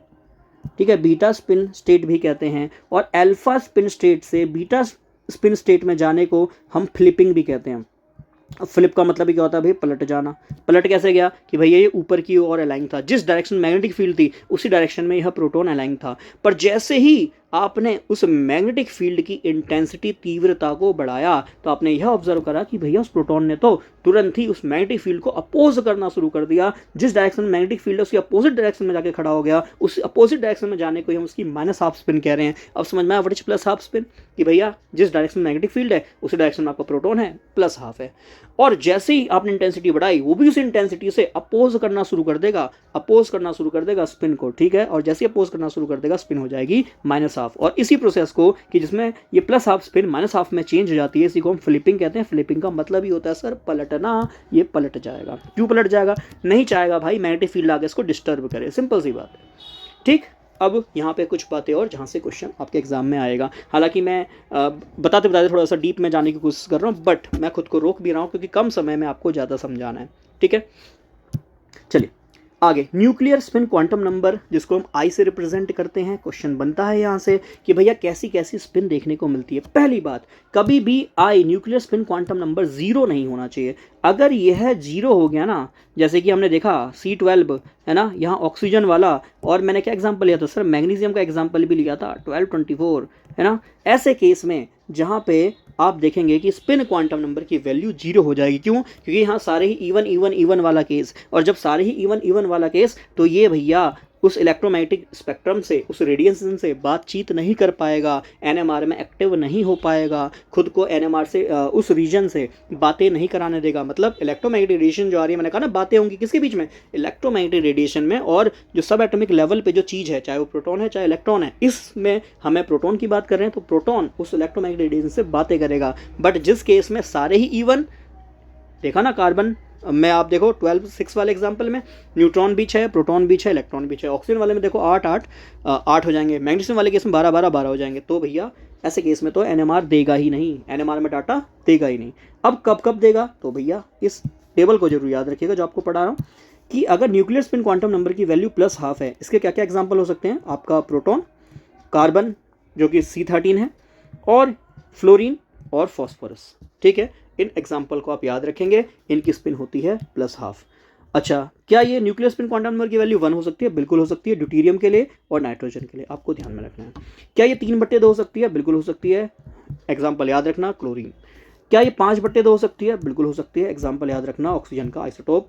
ठीक है, बहुत सिंपल सी बात है। अब ये याद ही करना पड़ेगा, डायरेक्ट क्वेश्चन आएगा कि भैया न्यूक्लियर स्पिन क्वांटम नंबर इसमें से हाफ, जनरली जो क्वेश्चन बनता है आपके लेवल पे जो क्वेश्चन बनेगा वो यहीं से बनेगा कि भैया स्पिन जो क्वांटम नंबर है वो हाइड्रोजन के लिए कितना है। तो डायरेक्ट क्वेश्चन ऐसा देखने को मिल सकता है, या C13 के लिए कितना है, मैक्सिमम इतना ही जाएगा। बाकी ये होता है ना एक सेफ खेलो, तो सेफ खेलने के लिए ये भी आप याद कर लीजिए, आपका काम बन जाएगा। ठीक है, अच्छा अब मान लो ये तो पता चल गया कि किसकी कितनी न्यूक्लियर क्वांटम नंबर है। अब आपसे ये पूछे कि किसकी कितनी स्पिन स्टेट है, तो उसके लिए फॉर्मूला है 2I+1। फॉर एग्जांपल आपने यहाँ प्रोटॉन एग्जांपल लिया है, जिसका अभी आपने देखा कि जो स्पिन क्वांटम नंबर है सर प्रोटॉन के लिए वो हाफ है, बिल्कुल है। तो बताओ उसकी नंबर ऑफ स्पिन स्टेट कितनी आएंगी, आपने वैल्यू रखी तो सर ये निकल के आ जाएगा 2, है ना। वैल्यू रखी आपने, सर इसका आंसर आ जाएगा 2, बिल्कुल सही बात है। इसका मतलब क्या बना, इसका मतलब ये बना कि हाइड्रोजन जो है उसका जो प्रोटॉन होगा उसकी 2 स्टेट मिलेंगी, है ना। इसका मतलब ये नंबर ऑफ स्पिन स्टेट, कितनी स्पिन स्टेट बनेंगी, 2 बनेंगी। सर एक बनी प्लस हाफ, अभी तो पढ़ा, एक बनी sir minus half. Plus half वो है जिसकी एनर्जी कम है, लो एनर्जी। क्यों, क्योंकि जिस डायरेक्शन में मैग्नेटिक फील्ड है, मान लो नीचे से ऊपर की ओर है, तो उसी डायरेक्शन में यह प्रोटॉन भी स्पिन करेगा। और ऊपर वाला सर हाई एनर्जी का आपने बताया, वाई हाई एनर्जी, क्योंकि ज़्यादा आप इंटेंसिटी से उसको मैग्नेटिक फील्ड दोगे तो भाई वो परेशान हो जाएगा ना, वो क्या कहेगा, मैं अपोज करूंगा, उल्टी डायरेक्शन में चला जाऊंगा। मैग्नेटिक फील्ड ऊपर की ओर आ रहा है तो मैं नीचे की ओर आ जाऊंगा, मैग्नेटिक फील्ड अगर सीधे हाथ की ओर आ रहा है मैं उल्टे हाथ की ओर आ जाऊंगा। ये आपको ध्यान में रखना है। मैग्नेटिक फील्ड अगर फ्रंट से आ रहा है तो मैं बैक से आ जाऊंगा, अपोज करना शुरू कर देगा। उसी अपोजिशन की वजह से उसकी एनर्जी हाई हो जाएगी, जिसको हम माइनस हाफ स्पिन कहते हैं। आई थिंक इतनी बातें अब दिमाग में जाना शुरू हो गई, रिपीट कर दी ना जाने कितनी बार। क्लियर? चलिए, ऐसे ही आप यहाँ पे ड्यूटेरियम की निकाल के देखिएगा, अभी बताया ना, इसके लिए जो है स्पिन क्वांटम नंबर कितना है सर, इसके लिए 3/2 है ना, 3/2 है या 1 है, 1 आई थिंक, हाँ 1 है, 1 है, ठीक है 1 है। अब इसके लिए निकाल के देखिए कितनी स्पिन स्टेट बनेगी। ठीक है, ऐसे ही यहाँ क्लोरीन का एग्जाम्पल लीजिए, आई की वैल्यू देखिए कितनी है। ठीक है, कितना है, 3/2 है या 5/2 है, जल्दी से, हाँ जी कितना है, 3/2 है। ठीक है, और वैल्यू रखिए, नंबर ऑफ स्पिन स्टेट निकालिए। ठीक है, चलिए आगे देखते हैं। कह रहा है यदि एब्सेंस होगा, I am sorry for that, in absence of magnetic field all the spin state of a given nucleus are equivalent energy, जिसको हम डीजेनरेट कहते हैं। अब एटॉमिक स्ट्रक्चर जिसने पढ़ा है, देखो क्लास नंबर 1 ही है, डीजेनरेसी पढ़ा है कि सेम एनर्जी होना है ना, बराबर एनर्जी होना, बट स्टेट अलग अलग होना।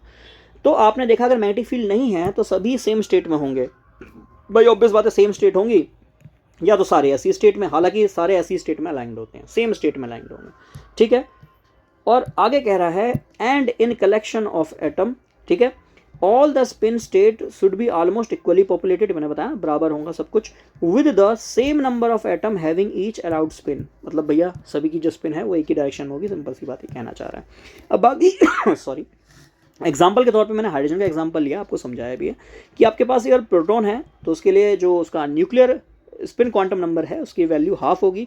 ठीक है, उसका जो स्टेट्स निकालिए कितनी आ जाएंगी, 2 आ जाएंगी, 2 स्पिन स्टेट्स हैं, कैसे हैं तो बता ही चुका हूँ, प्लस हाफ और माइनस हाफ, है ना, याद रखना है बिल्कुल, अब तो दिमाग में चिपक गया होगा। इसको हम सर अल्फा स्पिन स्टेट भी कहते हैं, ना भूलना, है ना सर। इसको हम बीटा स्पिन स्टेट भी कहते हैं।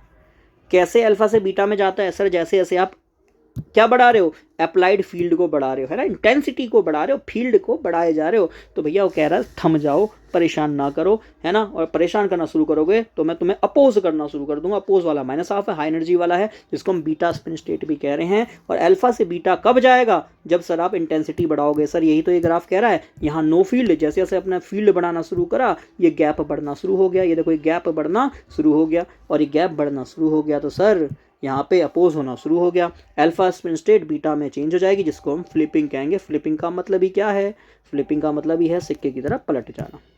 ठीक है, अच्छा क्या भैया इस NMR स्पेक्ट्रोस्कोपी के लिए किसी को नोबेल प्राइज़ मिला है, याद रख सकते हैं, मुझे लगता है क्वेश्चन शायद ऐसा पूछा जा सकता है, तो इसको भी याद रख लीजिएगा, क्योंकि काफ़ी बुक्स में क्लियर मेंशन होता है। आप अगर अपनी BSc की बुक भी उठा के देखोगे तो मेंशन होता है। ठीक है, और नोबेल प्राइज़ 1945 में ये एक्सपेरिमेंट करना शुरू किया गया था, और 1952 में नोबेल प्राइज़ मिला था एडवर्ड मिल्स पुर्सेल को और फेलिक्स ब्लॉच को। ये आपको ध्यान में रखना है, 2 साइंटिस्ट का कंबाइन वर्क है। ठीक है, नोबेल प्राइज़ मिला था इनको।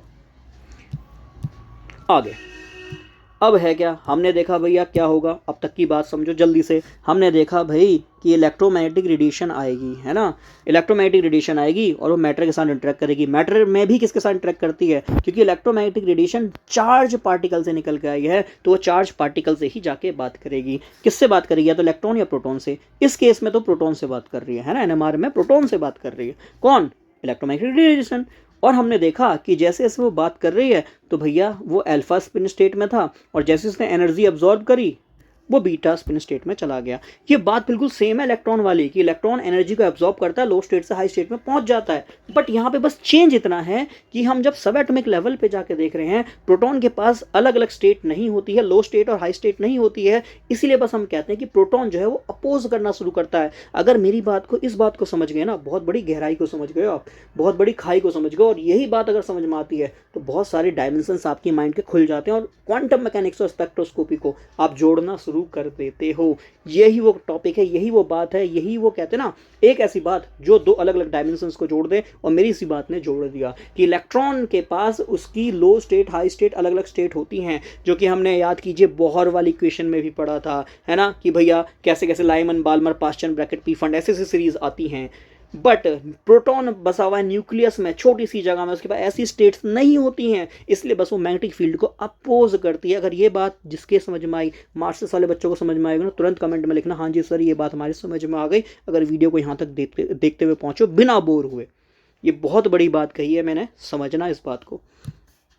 चलिए, तो फिर बात को समझिएगा कि जब एनर्जी एब्जॉर्ब हुई तो हमने क्या देखा कि भैया एनर्जी जब एब्जॉर्ब हुई है ना, जब आपने रेडिएशन डाली तो आपने ये देखा इलेक्ट्रॉन इस स्टेट में था, इस स्टेट में था, ये रहा स्टेट में था, और फिर जैसे ही उसने लाइटली एब्जॉर्ब करी तो भैया वो इस स्टेट में पहुंच गया। अब क्वेश्चन ये भी बनता है कि भैया एनएमआर स्पेक्ट्रोस्कोपी एब्जॉर्प्शन स्पेक्ट्रम पे डिपेंड करती है या एमिशन पे। अब जिनको नहीं पता एटॉमिक स्ट्रक्चर देखेगा, अभी मैं यहाँ नहीं पढ़ा रहा, बाकी एटॉमिक स्ट्रक्चर क्लास नंबर 1, 2, 3 इनमें ही मैंने ये सारे टॉपिक पढ़ा दिए थे, ठीक है। तो एब्जॉर्प्शन स्पेक्ट्रम का ये पार्ट है, एब्जॉर्प्शन नाम से पता चल रहा है भैया लाइट को एब्जॉर्ब करना, तो ये रेडिएशन को एब्जॉर्ब कर रहा है और अपनी स्पिन स्टेट को चेंज कर ले रहा है। ये हाई स्टेट में नहीं जा रहा है, अपनी स्पिन स्टेट को चेंज कर ले रहा है, प्लस हाफ से माइनस हाफ हो जा रहा है। क्यों? क्योंकि जैसे जैसे इसको परेशान करोगे, जबरदस्ती इसको ठूसोगे तो क्या कहेगा भैया मत कर परेशान, मैं तेरे अपोज चला जाऊंगा, है ना, अपोज चला जाऊंगा, क्योंकि मेरे पास स्टेट्स तो नहीं है, ठीक।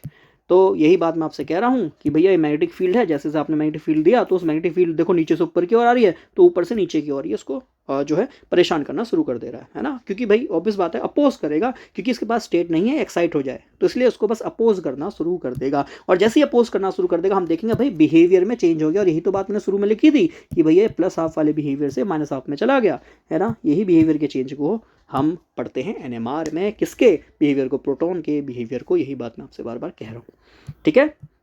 अब यही बात बोली है, देख लो जरा इस डायग्राम में भी कि भैया यहाँ से उल्टे हाथ से सीधे हाथ की ओर जा रहे हो, मैग्नेटिक फील्ड में बढ़ोतरी हो रही है, अप्लाइड मैग्नेटिक फील्ड बढ़ रहा है, जिसको हम बी नॉट भी कहते हैं, ठीक है जी। मैं इसको थोड़ा सा, हाँ ये देखो बी नॉट है ना, ये बी नॉट जो है जिसको हम अप्लाइड मैग्नेटिक फील्ड बोल रहे हैं, ये लेफ्ट से राइट की ओर बढ़ रहा है। तो जैसे जैसे मैग्नेटिक फील्ड बढ़ा रहे हो, जबरदस्ती का मैग्नेटिक फील्ड दे रहे हो, तो इलेक्ट्रॉन क्या कर देगा, अपोज करना शुरू कर देगा, अल्फा स्पिन स्टेट से बीटा स्पिन स्टेट में चला जाएगा। और ये जो एनर्जी गैप है ना, यही बताएगा कितनी एनर्जी एब्जॉर्ब हुई है। और इस एनर्जी को हम इस फॉर्मूले से जानते भी हैं, किससे जानते हैं, एक तो भैया प्लैंक की एनर्जी और एक बोल्ट्जमैन वाली एनर्जी। क्या कहती है, एनर्जी जो है वो आपका कांस्टेंट, और जो आपका के इंटू बी नॉट है ना, कांस्टेंट इंटू बी नॉट है। बी नॉट क्या है आपका, बी नॉट आपका अप्लाइड मैग्नेटिक फील्ड है, ये आपको ध्यान में रखना। और के क्या है, बोल्ट्जमैन कांस्टेंट है, ये आप यहाँ पे ध्यान में रखोगे, ठीक है। हालांकि ये बात मैंने आपको बताई दी, this energy difference is the function of the strength of the magnetic field, मतलब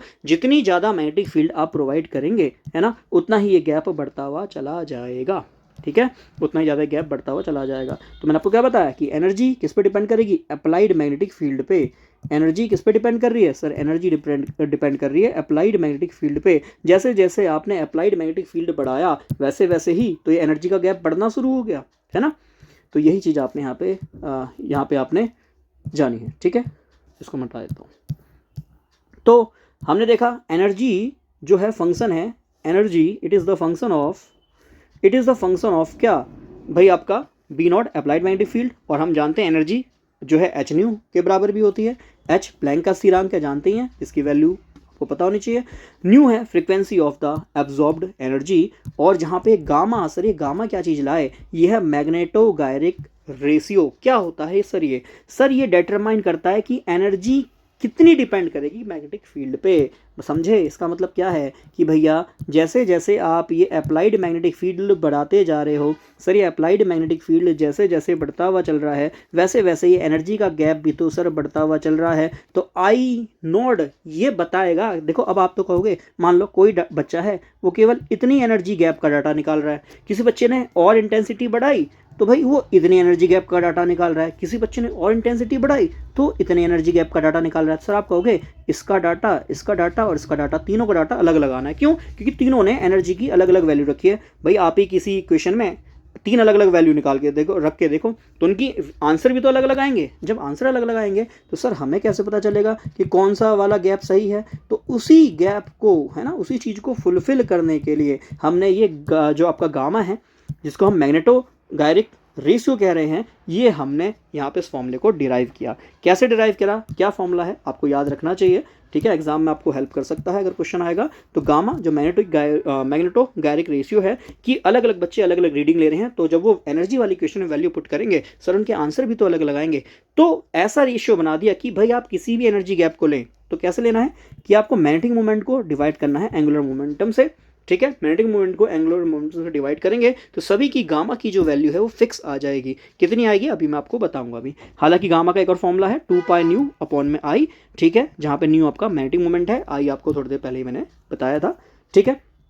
अब गामा जो है, मान लो आपने 1H1 लिया, प्रोटॉन लिया, देखो उसके लिए वैल्यू कितनी है 26753 रेडियन पर टेस्ला। ऐसी कार्बन 13 के लिए कितनी है 67.28 होगा ये, ठीक है ना। एक मिनट दीजिएगा, यहाँ पे पॉइंट हट गए हैं, 267 है और ये 67.28 है, ठीक है। ये ध्यान में रखिएगा। क्या ये रटना है, बिल्कुल नहीं रटना है।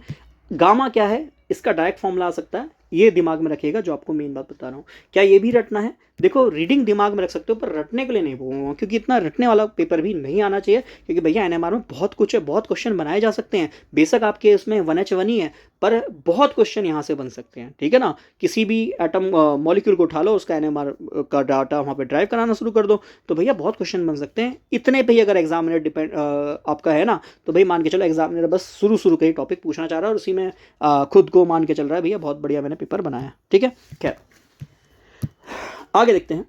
As the angular momentum of the nuclear is quantize in unit of h/2, ये क्या है तो याद कीजिए, हमने पढ़ी थी बोहर इक्वेशन कि भैया एंगुलर मोमेंटम जो होता है वो इंटीग्रल मल्टीपल होता है h बट्टे में 2 पाई के, और ये पहली बार नहीं पढ़ा रहा, फिर वही कहानी, क्या कि एटॉमिक स्ट्रक्चर पढ़ो, क्वांटम से ही ये सारी चीज़ें निकल के आई, तो वही क्वांटम मैकेनिक्स को यहाँ डाला है, बहुत बड़ी इक्वेशन डाली है कि भैया इंटीग्रल मल्टीपल होता है एंड इंटीग्रल मल्टीपल होता है h ओवर में 2 पाई के। सेम वही कहानी यहाँ ली है, जिसको डिराइव करके इन्होंने एनर्जी का ये फॉर्मूला बनाया है, और ये फॉर्मूला भी आपको याद करना है, जो कि E इक्वल टू कितना है, गामा जो कि मैग्नेटिक गायरिक रेशियो है, h ओवर में 2 पाई, बी नॉट क्या है अप्लाइड मैग्नेटिक फील्ड है, h क्या है प्लैंक कांस्टेंट है, न्यू फ्रिक्वेंसी है। इसी को यहाँ डिराइव करा, सॉल्व करा, तो फ्रिक्वेंसी बराबर कितना निकल के आया, गामा जो कि मैग्नेटो गायरिक रेशियो है अपॉन 2 पाई, और कितना है बी नॉट है, ये आपको ध्यान में रखना है, ठीक है।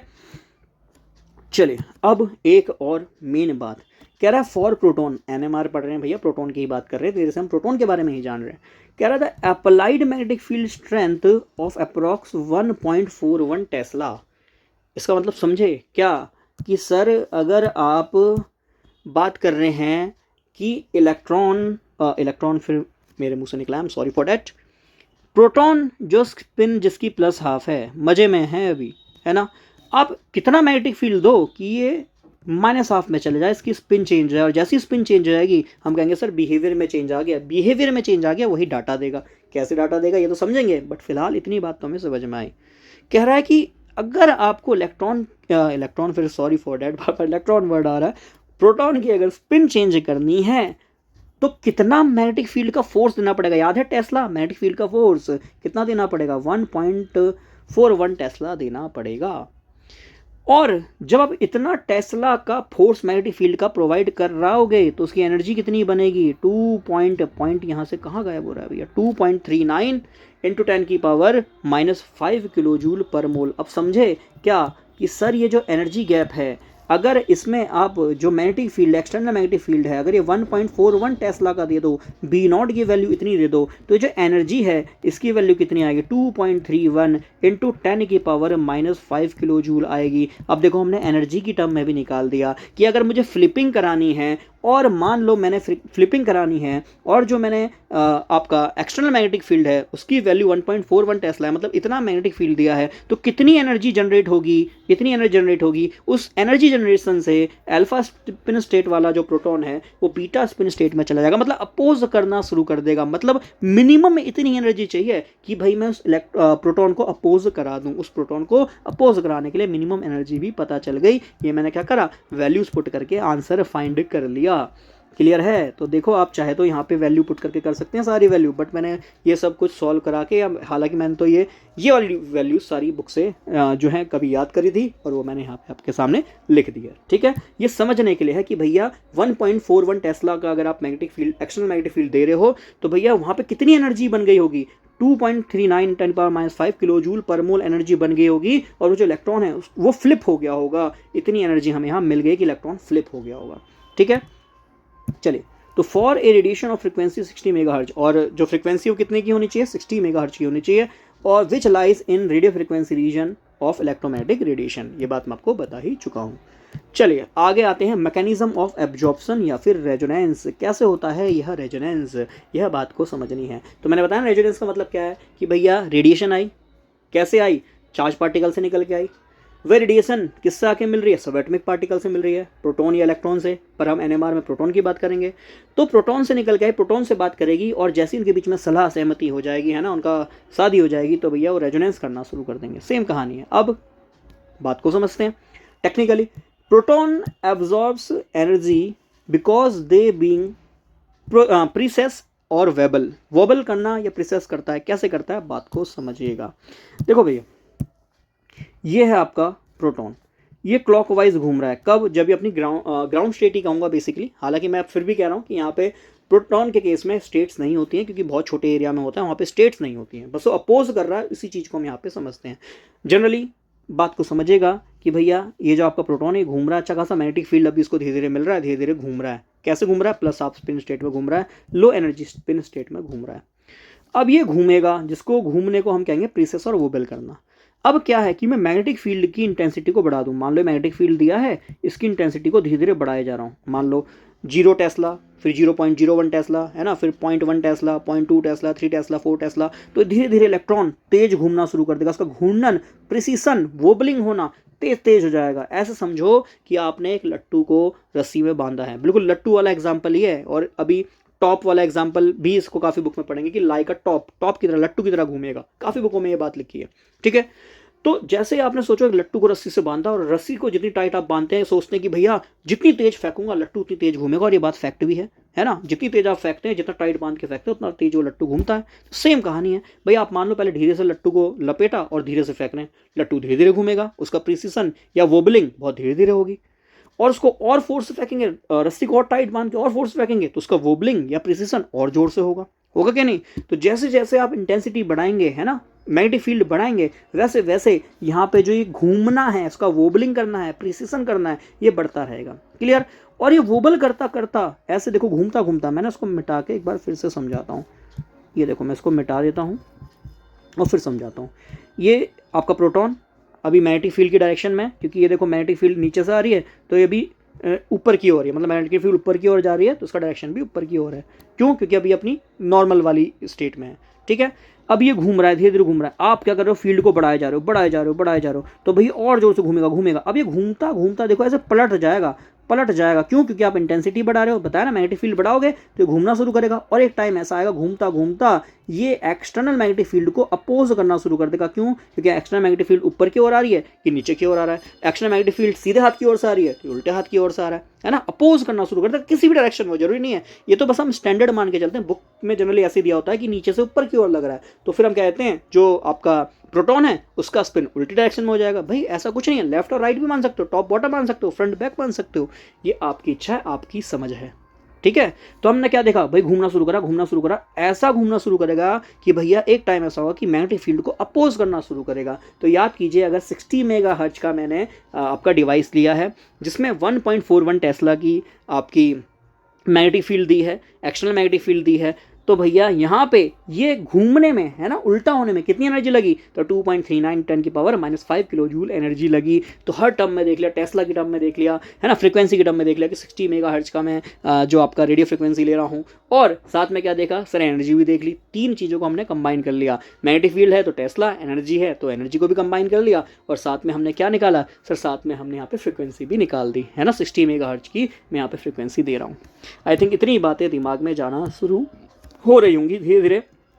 एनएमआर का बेस तो बनना शुरू हो गया होगा। और बाकी बार बार ये बात मैंने कितनी बार लिख दी कि भैया धीरे धीरे घूमेगा, मैग्नेटिक फील्ड बढ़ाओगे तेज तेज घूमेगा, तेज तेज घूमने के साथ साथ ये पलट जाएगा। अभी देखो मैग्नेटिक फील्ड की डायरेक्शन ऊपर की ओर है, देखो यहाँ मैंने बताया भाई मैग्नेटिक फील्ड की डायरेक्शन ऊपर की ओर है ना, ऊपर की ओर है, तो भैया अब ये ऊपर की ओर ही घूम रहा है। पर जैसे से इंटेंसिटी बढ़ाई तो भैया इसको अपोज करना शुरू कर देगा, इसकी डायरेक्शन नीचे हो जाएगी, बीटा स्पिन स्टेट में पहुंच जाएगा, फ्लिपिंग हो जाएगी, है ना। और भैया 60 मेगाहर्ट्ज का अगर मैं इंस्ट्रूमेंट ले रहा हूँ जिसकी फ्रीक्वेंसी 60 मेगाहर्ट्ज की है, तो भैया वो कितनी एनर्जी जनरेट कर सकता है। अगर 1.41 टेस्ला का एक्सटर्नल फोर्स लगा रहा हूँ तो सर्व एनर्जी 2.39 किलो जूल पर मोल, इतनी एनर्जी तो चाहिए ही चाहिए। अब टर्म्स एंड कंडीशन, सर अगर इतनी एनर्जी नहीं मिली तो देखो क्या होगा, है ना, क्या होगा। अगर मैं 1.41 टेस्ला की वहाँ पे मैग्नेटिक फील्ड नहीं दूंगा तो क्या होगा भाई। देखो मान लो मैं पहुँचा 1.2 तक, चाहिए कितनी 1.41 टेस्ला चाहिए, है ना। इतनी फ्रीक्वेंसी तो चाहिए इसको फ्लिप कराने के लिए, ऑब्वियस बात है, या फ्रीक्वेंसी ना क्या कैसे मैग्नेटिक फील्ड कहूँगा, इतना मैग्नेटिक फील्ड तो चाहिए इसको फ्लिप कराने के लिए, बिहेवियर देखने के लिए कि चेंज हो रहा है कि नहीं। पर मैं 1.2 तक ही पहुंचा, अब ये होगा क्या, ये धीरे धीरे घूमेगा। जैसे से मान लो 0 से चल रहा हूँ, 0 से 0.1 0.2 0.3 धीरे धीरे बढ़ा रहा हूँ, तो उसकी फ्रीक्वेंसी बढ़ती चलेगी और ये धीरे धीरे फ्लिप करना शुरू करेगा। पर जैसे ही 1.2 तक पहुंचेगा, मतलब होना इतना था, ये यहीं तक ही पहुंचेगा। अब 1.2 के बाद मैं इसको जो है मैग्नेटिक फील्ड देना बंद कर रहा हूँ, क्या हो जाएगा, धीरे धीरे घूमेगा और वापस से अपनी उसी नॉर्मल स्टेट में आ जाएगा। होगा क्या, जाएगा पर यहाँ तक नहीं पहुँचेगा, है ना, मुकाम तक नहीं पहुँचेगा, वापस आ जाएगा। सेम वही कहानी हम भैया पढ़ना शुरू करते हैं जीरो से, पढ़ेंगे मेहनत करेंगे। चाहिए मेहनत हमें 1.41 टेस्ला की, इतनी हमें मेहनत करनी है, हम पहुँचते बस 1.2 तक हैं, फिर कहते हैं भैया सिलेक्शन नहीं हुआ। क्यों नहीं हुआ, क्योंकि बस इतनी सी जगह जो रह गई 1.2 से 1.4 जाने में 0.2 टेस्ला, इतनी मेहनत करनी थी पास करने के लिए, वो हम नहीं कर पाए, वही दिक्कत हो गई। सेम कहानी है भैया, रिलेटिविटी है केमिस्ट्री सब्जेक्ट और लाइफ में, बहुत बड़ा रिलेशन है। खैर कभी और बात करूंगा, ज़्यादा इसके फिलॉसफी में नहीं जाना चाहता, ठीक है। खैर आगे देखते हैं।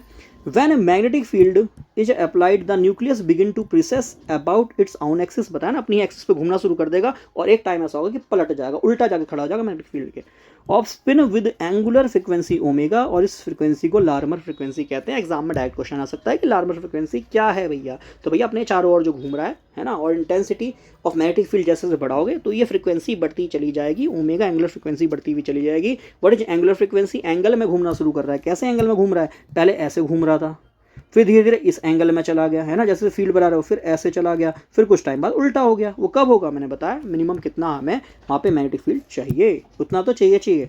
उससे ज़्यादा मिल गया तो बल्ले बल्ले, हालांकि ज़्यादा मिलने पर बहुत चीज़ें खराब हो जाती हैं, वो भी बताऊँगा कैसे, ठीक है। तो मैंने क्या बताया, प्रोटॉन की प्रेजेंस फ्रीक्वेंसी और वॉबलिंग किस पर डिपेंड करती है, strength of applied magnetic field. मान लो वही कि भैया 1.41 तक नहीं पहुंचे तो फिर वो वापस आ जाएगा ग्राउंड स्टेट में। अगर 1.41 तक पहुंचे तो भैया उसको मिल रही है उतनी फ्रीक्वेंसी जितनी चाहिए, वो भैया कहानी सेट हो जाएगी। और देखो ज़्यादातर केमिस्ट्री का एक ही फंडा है कि एनर्जी मैच करानी है। अगर एनर्जी मैच करा दी, उतनी मिनिमम एनर्जी दे दी, तो भैया आपको स्पेक्ट्रम मिल जाएगा, नहीं कराई तो नहीं मिलेगा, सिंपल सी बात है, ठीक है। चलिए आगे। Stronger the applied magnetic field higher the rate of angular frequency of the precession, यही बात लिखिए दोबारा से। अब कहानी क्या बोल रहा हूँ कि भैया जो फ्रीक्वेंसी आप दे रहे हो वो उस एंगुलर फ्रीक्वेंसी के बराबर होना चाहिए। फिर से कहानी सुन लो कि भैया 1.2 वही एग्जांपल कि 1.2 ही टेस्ला दे पा रहे और चाहिए कितनी 1.41 टेस्ला, तो भैया ये कैसे उसको अपोज करेगा, अपोज नहीं करेगा, वापस से ग्राउंड स्टेट में आ जाएगा। तो इसलिए एनएमआर होने के लिए आपकी लार्मर फ्रीक्वेंसी बराबर होनी चाहिए अप्लाइड फ्रीक्वेंसी के। लार्मर फ्रीक्वेंसी ओमेगा, है ना, इसको हम एंगुलर फ्रीक्वेंसी कह रहे हैं, ये बराबर होनी चाहिए किसके, अप्लाइड फ्रीक्वेंसी के, तभी एनएमआर में रीडिंग देखने को मिलेगी। सर 1 घंटे से रीडिंग पढ़ गए, घंटे 6 मिनट की वीडियो हो गई है, रीडिंग पढ़ रहे हैं, पर अब तक रीडिंग तो दिखी नहीं, दिखेगी भैया, पहले बेस तो बनाओ। आगे, population density of nuclear spin state, तो भैया कैसे पॉपुलेशन की डेंसिटी निकाली जाती है, तो इसके लिए हम प्रणाम करना चाहेंगे बोल्ट्जमैन डिस्ट्रीब्यूशन इक्वेशन को, ठीक है। इनको हम बोल्ट्जमैन साहब को हम प्रणाम करना चाहेंगे, इनकी भी एक अलग कहानी है, कभी इस पर डिस्कस करेंगे। तो बोल्ट्जमैन साहब को हम बहुत बहुत नमस्कार कहेंगे सर आप क्या करिए, अपर स्टेट और लोअर स्टेट, मतलब क्या, ऊपर वाली स्पिन और ये नीचे वाली स्पिन, अपर का मतलब स्पिन ऊपर की ओर है प्लस हाफ स्पिन है, लोअर मतलब सर स्पिन नीचे की ओर है माइनस हाफ स्पिन है। बहुत सिंपल सी कहानी, अपर मतलब ऊपर की ओर स्पिन वाले, लोअर मतलब नीचे की ओर स्पिन वाले। है क्या कि भैया कुछ ऐसे मॉलिक्यूल होंगे जो अपर से लोअर स्टेट में जाएंगे, है ना। ऑब्वियस बात है, उनकी फ्लिपिंग हो जाएगी, अपर से लोअर स्टेट में जाएंगे। पहली बात, क्या सारे ही प्रोटॉन अपर से लोअर स्टेट में जाते हैं, है ना, प्लस हाफ से माइनस हाफ में जाते हैं? तो आंसर इज नो। भैया 10 लाख में से ना केवल 1 2 3 9 10 15 ऐसे करके जाएंगे। कितने जाएंगे अभी मैं बताऊंगा, कितनी फ्रीक्वेंसी पे कितने जाएंगे, ठीक है।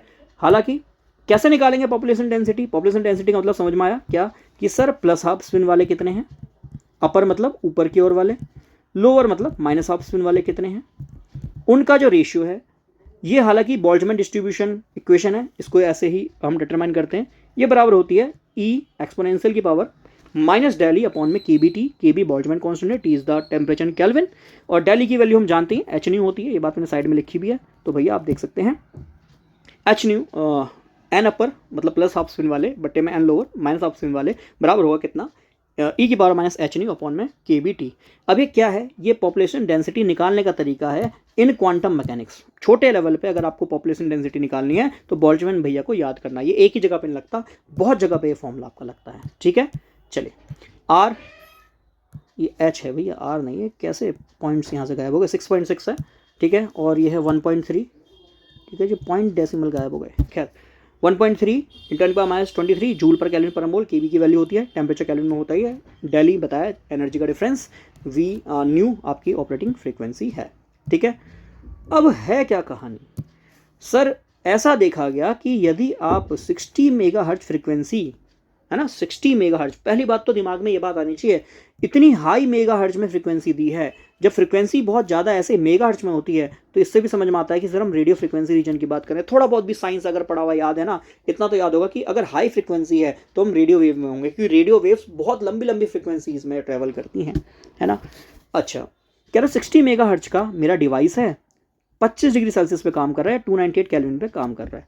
तो ऐसा देखा गया अपर स्पिन स्टेट वाले मतलब ये प्लस हाफ वाले, ठीक, और जो लोअर स्पिन स्टेट वाले हैं माइनस हाफ वाले, इनका जो रेशियो है वो कितना है, 10⁶ 10 लाख, अपर वाले 10 लाख हैं, लोअर स्पिन स्टेट वाले कितने, 10 लाख प्लस 6 10 लाख प्लस 9, कब, जब मैं 60 मेगाहर्ट्ज का डिवाइस ले रहा हूँ।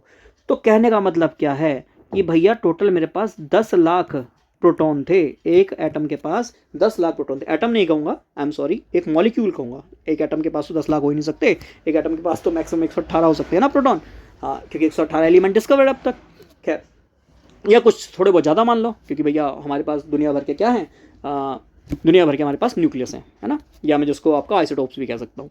खैर आते हैं वापस से, 10 लाख में से क्या हो रहा है, केवल भैया 9 ही ऐसे हैं जो लोअर स्पिन स्टेट में मतलब फ्लिपिंग दिखा रहे हैं। तो भैया ये फ्लिपिंग ही रीज़न है मेन, किसका, ये फ्लिपिंग ही मेन रीज़न है इस NMR डाटा का।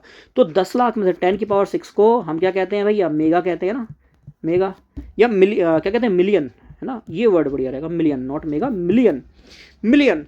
तो 1 मिलियन 10 लाख में से केवल 9 ही पार्टिकल ऐसे हैं या 9 ही प्रोटॉन ऐसे हैं जो फ्लिपिंग दिखा रहे हैं, और उन्हीं की वजह से हमें रीडिंग मिलेगी, कब, जब 60 मेगाहर्ट्ज का मैंने इंस्ट्रूमेंट लिया है। अगर यहाँ पे 60 की जगह मैं ज़्यादा का ले लूँ, 100 मेगाहर्ट्ज का ले लूँ, तो देखूंगा लगभग 30 घूमेंगे, 30 कूदेंगे, है ना। तो जैसे जैसे इंटेंसिटी बढ़ाओगे तो आप देखोगे भैया यहाँ पे ज़्यादा पार्टिकल ऊपर पहुँच पा रहे हैं। तो भैया क्या सर इससे डाटा में कोई चेंज आएगा, नहीं आएगा, वो भी समझाऊंगा कैसे नहीं आएगा, समझेंगे इस बात को, काहे परेशान हो रहे हो। पर इतनी बात समझ में आई कि भैया अपर वाले, प्लस हाफ वाले और माइनस हाफ वाले, इसमें से केवल 9 ही ऐसे पार्टिकल हैं, कब, जब मैं 60 मेगाहर्ट्ज का ले रहा हूँ। ये एक्सपेरिमेंट है, मैं अपनी तरफ से नहीं बता रहा हूँ, क्योंकि NMR का एक्सपेरिमेंट मैंने खुद से नहीं किया है ना, ये सब एक्सपेरिमेंट्स हैं कि 10 लाख में से केवल 9 ही पार्टिकल फ्लिपिंग करेंगे और उन्हीं की वजह से NMR का डाटा मिलेगा। और इसी को हम एक्सेस पॉपुलेशन भी कहेंगे, क्या कहेंगे, अधिकतम पॉपुलेशन है। ये 9 ही जो लोग हैं यही मिलकर यही सत्यानाश करा रहे हैं कि भैया अपोज में जाके खड़े हो जा रहे हैं। हालांकि ऐसे ही लोग जागरूक करते हैं जो कम अमाउंट में होते हैं पर सच बोलते हैं ना। तो allows us to observe the resonance, यही 9 हैं जो रेजोनेंस कराएंगे, मतलब अच्छे से बातें करेंगे, सहमति जताएंगे और फिर अपोज करेंगे, ठीक। और इसी को हम अनसैचुरेशन कंडीशन बोलते हैं। हाँ, अगर मान लो ऐसा हो जाए, अभी मैंने आगे एग्जांपल लिया भी होगा कि भाई जितने अपर में हैं, है ना, जितने प्लस हाफ स्पिन वाले उतने ही माइनस हाफ वाले हो जाएं, मतलब उनका रेशियो 1 आ जाए, ठीक है, उनका रेशियो 1 आ जाए। अगर ये रेशियो 1 आ रहा है मतलब अपर बराबर लोअर हो जाएगा, मल्टीप्लाई कर दो उधर, है ना, क्रॉस मल्टीप्लाई कर दोगे तो सर ये ऑब्वियस बात है ये भी 1 बन जाएगा। तो n अपर n लोअर के बराबर हो जाए, मतलब जितने मॉलिक्यूल प्लस हाफ में उतने ही माइनस हाफ में हो जाए, तो भैया कोई एक्सेस पॉपुलेशन होगी, सर आंसर नो, है ना, क्योंकि भाई आपने अभी तो बताया सर कि 9 जन हैं, इन 9 जनों की वजह से ही एक्सेस पॉपुलेशन हो रही है, वही रेजोनेंस करा रहे हैं, वही फ्लिपिंग करा रहे हैं, वही अपोज में जाके खड़े हो रहे हैं। अब जब ये बराबर हो जाएंगे आपस में, अपर और लोअर बराबर हो जाएंगे, तो क्या कोई किसी का अपोज में खड़ा होगा? नहीं। तो कोई एक्सेस पॉपुलेशन होगी? नहीं। तो क्या कोई रेजोनेंस होगा? नहीं। क्या कोई एनएमआर होगा? नहीं। अरे इसकी फुल फॉर्म है न्यूक्लियर मैग्नेटिक रेजोनेंस। जब रेजोनेंस ही नहीं होगा तो कैसे एनएमआर देखने को मिलेगा? तो समझ में आया क्या आया कि सर अगर हमने ऑक्सीजन का जो एग्जाम्पल आपने हमें यहाँ चिपकाया था, मैग्नीशियम का एग्जाम्पल आपने जो हमें चिपकाया था, कार्बन का एग्जाम्पल जो हमें आपने चिपकाया था, वहाँ पे जितने अपर में हैं उतने ही लोअर में हैं, वहाँ पे कोई भी एक्सेस पॉपुलेशन नहीं होती है, वहाँ कोई भी रेजोनेंस नहीं होता है, वहाँ कोई भी एनएमआर देखने को नहीं मिलता है। अब समझ में आया? अब जो क्लास में यहाँ तक टिके हैं धैर्य बनाकर, उनको ये बातें समझ में आ रही होंगी कि सर क्यों का आंसर मिल गया, कि क्यों नहीं दे रहे, है ना। तो जिन्होंने शुरू में स्किप कर दिया कि तो पागल बना रहा है, बता ही नहीं रहा रीज़न क्या है, रीज़न अब समझ में आना शुरू हो गया होगा। ठीक है, तो एक बात समझ में आई क्या, कि जो पॉपुलेशन डेंसिटी है उसकी वैल्यू हमेशा 1 से छोटी होनी चाहिए। अरे भैया पॉइंट कहाँ गायब हो जा रहा है? ठीक है, तो अगर ये है लेस देन 1 है, अन अपर एन लोअर, ये साइन लेस देन का लेस देन 1 है ना, लेस देन 1 है, ऐसी कंडीशन में रेजोनेंस होगा। डायरेक्ट क्वेश्चन देखने को मिल सकता है, ध्यान से सुन लेना, डायरेक्ट क्वेश्चन यहाँ से देखने को मिलेगा कि भैया in NMR spectroscopy population density is greater than 1 less than 1 to accumulate the resonance को accumulate करने के लिए, इकट्ठा करने के लिए भैया बता दो n की वैल्यू 1 से बड़ी होनी चाहिए, छोटी होनी चाहिए, तो 1 से कम होनी चाहिए। ठीक है, ये आपको ध्यान में रखना है। ठीक, चलिए, तो देखा ना यहाँ 0.99 है। अगर 1 भी हो जाए तो सर 1 भी हो जाए तो भैया क्या कहानी देखने को मिली कि अपर लोअर का कंडीशन खराब हो गया, बराबर हो गए, दोनों बराबर हो गए, कोई रेजोनेंस नहीं, कोई NMR देखने को नहीं मिलेगा। खैर जल्दी से इसको फिनिश करते हैं भैया, 1 घंटे से ज़्यादा ही क्लास होगी, मुझे लगा था मैं 1 घंटे में निपटा दूंगा, पर वही थोड़ा सा समझाने में टाइम लगता है। When power of radio frequency is very high, तो मैंने आपको बता ही दिया भैया। सैचुरेशन कब देखने को मिल सकता है? बता ही दिया कि जब रेडियो फ्रिक्वेंसी की पावर आप ज़्यादा कर देंगे, तो भैया ज़्यादा करने की वजह से भी दिक्कत है। पावर ज़्यादा नहीं करनी है, इंटेंसिटी कर सकते हो, पावर नहीं कर सकते हो। यहाँ पे कंसेप्ट को समझना है ना। पावर का मतलब है एनर्जी पर यूनिट टाइम, ऊर्जा प्रति समय। तो इसको कभी मत बढ़ाना, किसको बढ़ाना? इंटेंसिटी को बढ़ा देना, तब तो अच्छा आपको रीडिंग मिलेगा। आगे, if we increase the operating frequency, है ना, जो ऑपरेटिंग फ्रिक्वेंसी हम उसको ऑपरेट कर रहे हैं जिस फ्रिक्वेंसी में, मान लो 60 मेगाहर्ट्ज पे कर रहे हैं, the NMR instrument the energy difference between the two state increases which cause increase in this excess, है ना। तो वही इसको एक्सेस में इंक्रीज कराएगा, यही बात आपसे कह रहा। सेम कहानी जो मैंने समझाई वो सारी बात यहाँ लिखी है। आगे देखो, vibration of 1H nuclei with operating frequency, इसके कुछ एग्जाम्पल लेता हूँ। मान लो अगर आपने 20 मेगाहर्ट्ज फ्रिक्वेंसी का अगर आपने वो डिवाइस लिया है, तो उसमें केवल देखो 3 ही एक्सेस होंगे, है ना, ये 3 ही है जो रेजोनेंस कराएंगे। 40 वाले में केवल 6 ही होंगे जो एक्सेस में होंगे, रेजोनेंस कराएंगे। 60 वाले में भी देखा 9, 80 वाले में देखा 12, 100 वाले में देखा लगभग 16, मैं 30 बोला था, आई एम सॉरी फॉर डैट, 16 होंगे। ठीक है, अब क्या ये रीडिंग याद करनी है? नहीं याद करनी है, बस 60 मेगाहर्ट्ज का एक एग्जाम्पल याद कर सकते हो। इसलिए क्या कि सर 60 मेगाहर्ट्ज में केवल लोअर स्टेट से, लोअर स्टेट का मतलब समझो जिसकी स्पिन प्लस हाफ है ना, प्लस हाफ वाले स्पिन से, हालांकि मैं स्पिन बोलूं तो अपर स्पिन वाले से लोअर स्पिन जाने में केवल 60 मेगाहर्ट्ज में हमने कितने देखे सर? 60 मेगाहर्ट्ज में 9 ही होंगे, ये बात हमने समझी। क्लियर? अब आते हैं डायमैग्नेटिक शील्डिंग। ये क्या है डायमैग्नेटिक शील्डिंग? तो देखो भैया बहुत सिंपल कहानी है। जब हम मैग्नेटिक फील्ड अप्लाई करते हैं तो बड़ी समस्या आती है। क्यों आती है? ये देखो, ये जो 3 डंडे बनाए हैं, ये हमारा अप्लाइड मैग्नेटिक फील्ड B0 है ना, ये B0 है हमारा। ये है हमारा प्लस, प्लस का मतलब सभी जानते होंगे, प्लस का मतलब है न्यूक्लियस, इसके चारों ओर ये घूम रहा है प्रोटॉन, है ना, ऐसा मैं कह सकता हूँ। इलेक्ट्रॉन भी तो चक्कर लगाता है भैया, एटम में केवल न्यूक्लियस थोड़ी ना होता है, एटम के अंदर चारों ओर तो इलेक्ट्रॉन भी होता है। जैसे प्रोटॉन सर एक पॉजिटिव चार्ज स्पीसीज है, मतलब वो अपना मैग्नेटिक फील्ड जनरेट कर रहा है, ऐसे इलेक्ट्रॉन भी तो करेगा। तो जो मैग्नेटिक फील्ड आप लगा रहे हैं उसको प्रोटॉन भी अपोज करेगा और इलेक्ट्रॉन का मैग्नेटिक फील्ड भी अपोज करेगा, इसीलिए इसको हम डायमैग्नेटिक शील्डिंग कहते हैं। समझ में आई बात? अब अगर हमें निकालना है कि हमारा नेट इफेक्टिव मैग्नेटिक फील्ड कितना है, बी मतलब मैग्नेटिक फील्ड है, फिर से बता रहा हूँ चुंबकीय क्षेत्र है, बी इफेक्टिव कितना है, तो भैया आपने कितना अप्लाई करा, B0 जो आपने अप्लाई करा minus B local. What is B local? भैया बी लोकल का मतलब है जो इलेक्ट्रॉन मैग्नेटिक फील्ड जनरेट कर रहा है, इसको बी लोकल कहेंगे। अगर आपको पता करना है कि इस न्यूक्लियस पे कितना मैग्नेटिक फील्ड लग रहा है, तो आप कहोगे ना, मान लो मैं कहूँ सर मैं 1.41 टेस्ला का मैग्नेटिक फील्ड लगा रहा हूँ, कुछ मैग्नेटिक फील्ड इलेक्ट्रॉन भी जनरेट कर रहा है ना, तो 1.41 में से जो इलेक्ट्रॉन का मैग्नेटिक फील्ड है वो घटा दूं तो मुझे पता चल जाएगा कि प्रोटॉन पे कितना मैग्नेटिक फील्ड लग रहा है। तो वही फॉर्मूला मैंने यहाँ बना दिया कि टोटल में से मैं क्या करूँ, टोटल अगर मैं 100 दे रहा हूँ तो मुझे पता करना है कि भैया प्रोटॉन पे कितना लग रहा है, तो भैया अप्लाइड जो आपने 100 अप्लाई करा है माइनस कर दो जितना भी वो इलेक्ट्रॉन अपोज कर रहा है। क्लियर है। और अगर ज़्यादा समझ में नहीं आ रहा है इसको यहाँ पे स्किप कर सकते हैं, मुझे पता है बहुत बोरिंग टॉपिक है, क्यों, क्योंकि ये प्रैक्टिकल टॉपिक है, बट प्रैक्टिकल करने से पहले भी तो थ्योरी पता होनी चाहिए, what is the theory behind this. ठीक है, तो इसलिए भैया कैसे भी आँख मूंद के, है ना, कैसे भी इसको जो है आप तैयार करें। आगे, around the nucleus the electron also a charge particle holding, मैंने बताया negative charge generate a secondary induce magnetic field that has the direction opposite to the magnetic field. बता रहा हूँ ना, इलेक्ट्रॉन खुद का जनरेट करेगा, सेम कहानी मैंने लिखी है कि नोट जब आप पढ़ो तो आपको समस्याएं ना रहे। डायमेटिक shielding, the डायमेटिक shielding of A nucleus, same कहानी है भाई, बताई दिया है तो सब कहानी पढ़ लेना एक बार इसको। ठीक है, चलो अब देखो, यहाँ है मेन बात। अब आ गए सर, इतनी देर से पढ़ रहे हैं कि डाटा निकलता है, डाटा निकलता है, कैसे डाटा निकलता है, तो भैया डाटा जो एनएमआर का होता है वो पीक्स की फॉर्म में निकलता है। आपने अगर कभी ईसीजी रिपोर्ट देखी है ना, इलेक्ट्रोकार्डियोग्राफ जिसे कहते हैं, वो हार्ट वाली रीडिंग, सेम वही ऐसा ही डाटा, कुछ इसका सेम ही कहूँगा, ऐसा ही डाटा निकलता है। वो हार्ट का होता है, यहाँ पे मॉलिक्यूल का डाटा है ना। तो यहाँ पे दो तरह के हमें डाटा देखने को मिलेगा, या दो रीजंस में डाटा देखने को मिलेगा। एक को कहते हैं हम सील्डेड और एक को कहते हैं डीसील्डेड। सील्डेड वाले रीजन को हम अप फील्ड कहते हैं और लेस सील्डेड वाले को डाउन फील्ड कहते हैं।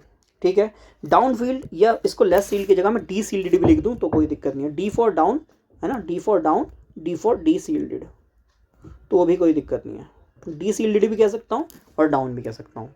ध्यान में रखना, जब भी हम ग्राफ बनाते हैं तो हमेशा सीधे हाथ की तरफ, राइट हैंड की तरफ हमेशा सील्डेड होगा, अप फील्ड होगा, और उल्टे हाथ की तरफ L for left, L for less, है ना, D for down, D for deshielded, तो D downfield, deshielded, left less shielded, है ना। इस तरीके से मैं इसको याद कर सकता हूँ। हालांकि हम अगर बार बार एनएमआर डाटा को देखते हैं तो हमें याद करने की जरूरत नहीं होती, सब पता होता है कि भैया यहाँ सेंटर पे 0 पे टीएमएस होता है, टेट्रामिथाइलसिलेन। ये क्या है अभी पढ़ाऊंगा, सब्र करो, अगले 15-20 मिनट में बिल्कुल फ्री कर दूंगा टॉपिक से। तो आप समझिए कि जितने ज़्यादा हाइड्रोजन होंगे उतनी ही ज़्यादा सील्डिंग होगी, सिंपल सी बात है भैया, ज़्यादा हाइड्रोजन ज़्यादा सील्डिंग। क्लियर। तो अगर आप समझो कि हाइड्रोजन कहीं पे बहुत ज़्यादा दिख रहे हैं, हाइड्रोजन ज़्यादा दिख रहे हैं, तो किस साइड होगा, इस साइड होगा। ठीक है, हाइड्रोजन कम दिख रहे हैं, डी सील्डेड होगा, इस साइड आपको दिखेगा। क्लियर। जितने ज़्यादा हाइड्रोजन मतलब वो इस तरफ दिखेगा, राइट हैंड की तरफ दिखेगा, जितने कम हाइड्रोजन वो किस साइड दिखेगा, डी सील्डेड वाले की तरफ दिखेगा। इतना डाटा आपको समझ में आना चाहिए। क्लियर। ज़्यादा हाइड्रोजन ज़्यादा सील्डेड, सिंपल सी बात है। इसलिए अभी हम पढ़ेंगे टीएमएस, टेट्रामिथाइलसिलेन में 12 हाइड्रोजन होते हैं, तो सबसे ज़्यादा सील्डिंग यही करता है, इसीलिए सबसे ज़्यादा लेफ्ट की तरफ ये है। और राइट की तरफ कौन होगा, अगर हाइड्रोजन कम होंगे, या मैं बोलूँ डी सील्डेड होगा, उसके बहुत रीजंस हैं। क्लियर। चलिए आगे है, number of signals in NMR. NMR में कितने सिग्नल देखने को मिलते हैं, तो मैंने आपको बताया अगर प्रोटॉन जिनका सेम एनवायरनमेंट है, केमिकली सेम एनवायरनमेंट है, तो उनकी एक ही पीक मिलेगी। अगर प्रोटॉन उनका अलग अलग एनवायरनमेंट है तो ऑब्वियस बात है अलग अलग पीक मिलेंगे, सिंपल सी बात है। अब कैसे पता चलेगा एनवायरनमेंट, यहाँ पे क्वेश्चन बनेगा और इनसे क्वेश्चन आपको देखने को मिलता है कि बता दो भैया यहाँ कितने आपको सिग्नल्स देखने को मिलेंगे, कितने सिग्नल्स देखने को मिलेंगे। तो आपको बस यही देखना है, हम क्या पढ़ रहे हैं, पीएमआर। फिर से देखो क्या पढ़ रहे हैं सर, प्रोटॉन मैग्नेटिक रेजोनेंस। अरे सर आप तो एनएमआर पढ़ा रहे थे, एनएमआर को तो पीएमआर कहते हैं, जब से यही बता रहा हूँ। ठीक है, प्रोटॉन मैग्नेटिक रेजोनेंस। अब जरा समझो, यहाँ पे 3 तरह के प्रोटॉन, प्रोटॉन का मतलब हाइड्रोजन, 3 तरह के हाइड्रोजन हैं। सर ये भी CH2, ये भी CH2, ये तो दोनों सेम ही लग रहे हैं, है ना। ये CH3 वाला अलग है, बेटा ऐसे नहीं देखना होता है, आपको ये देखना होता है कि इनका केमिकल एनवायरनमेंट कैसा है।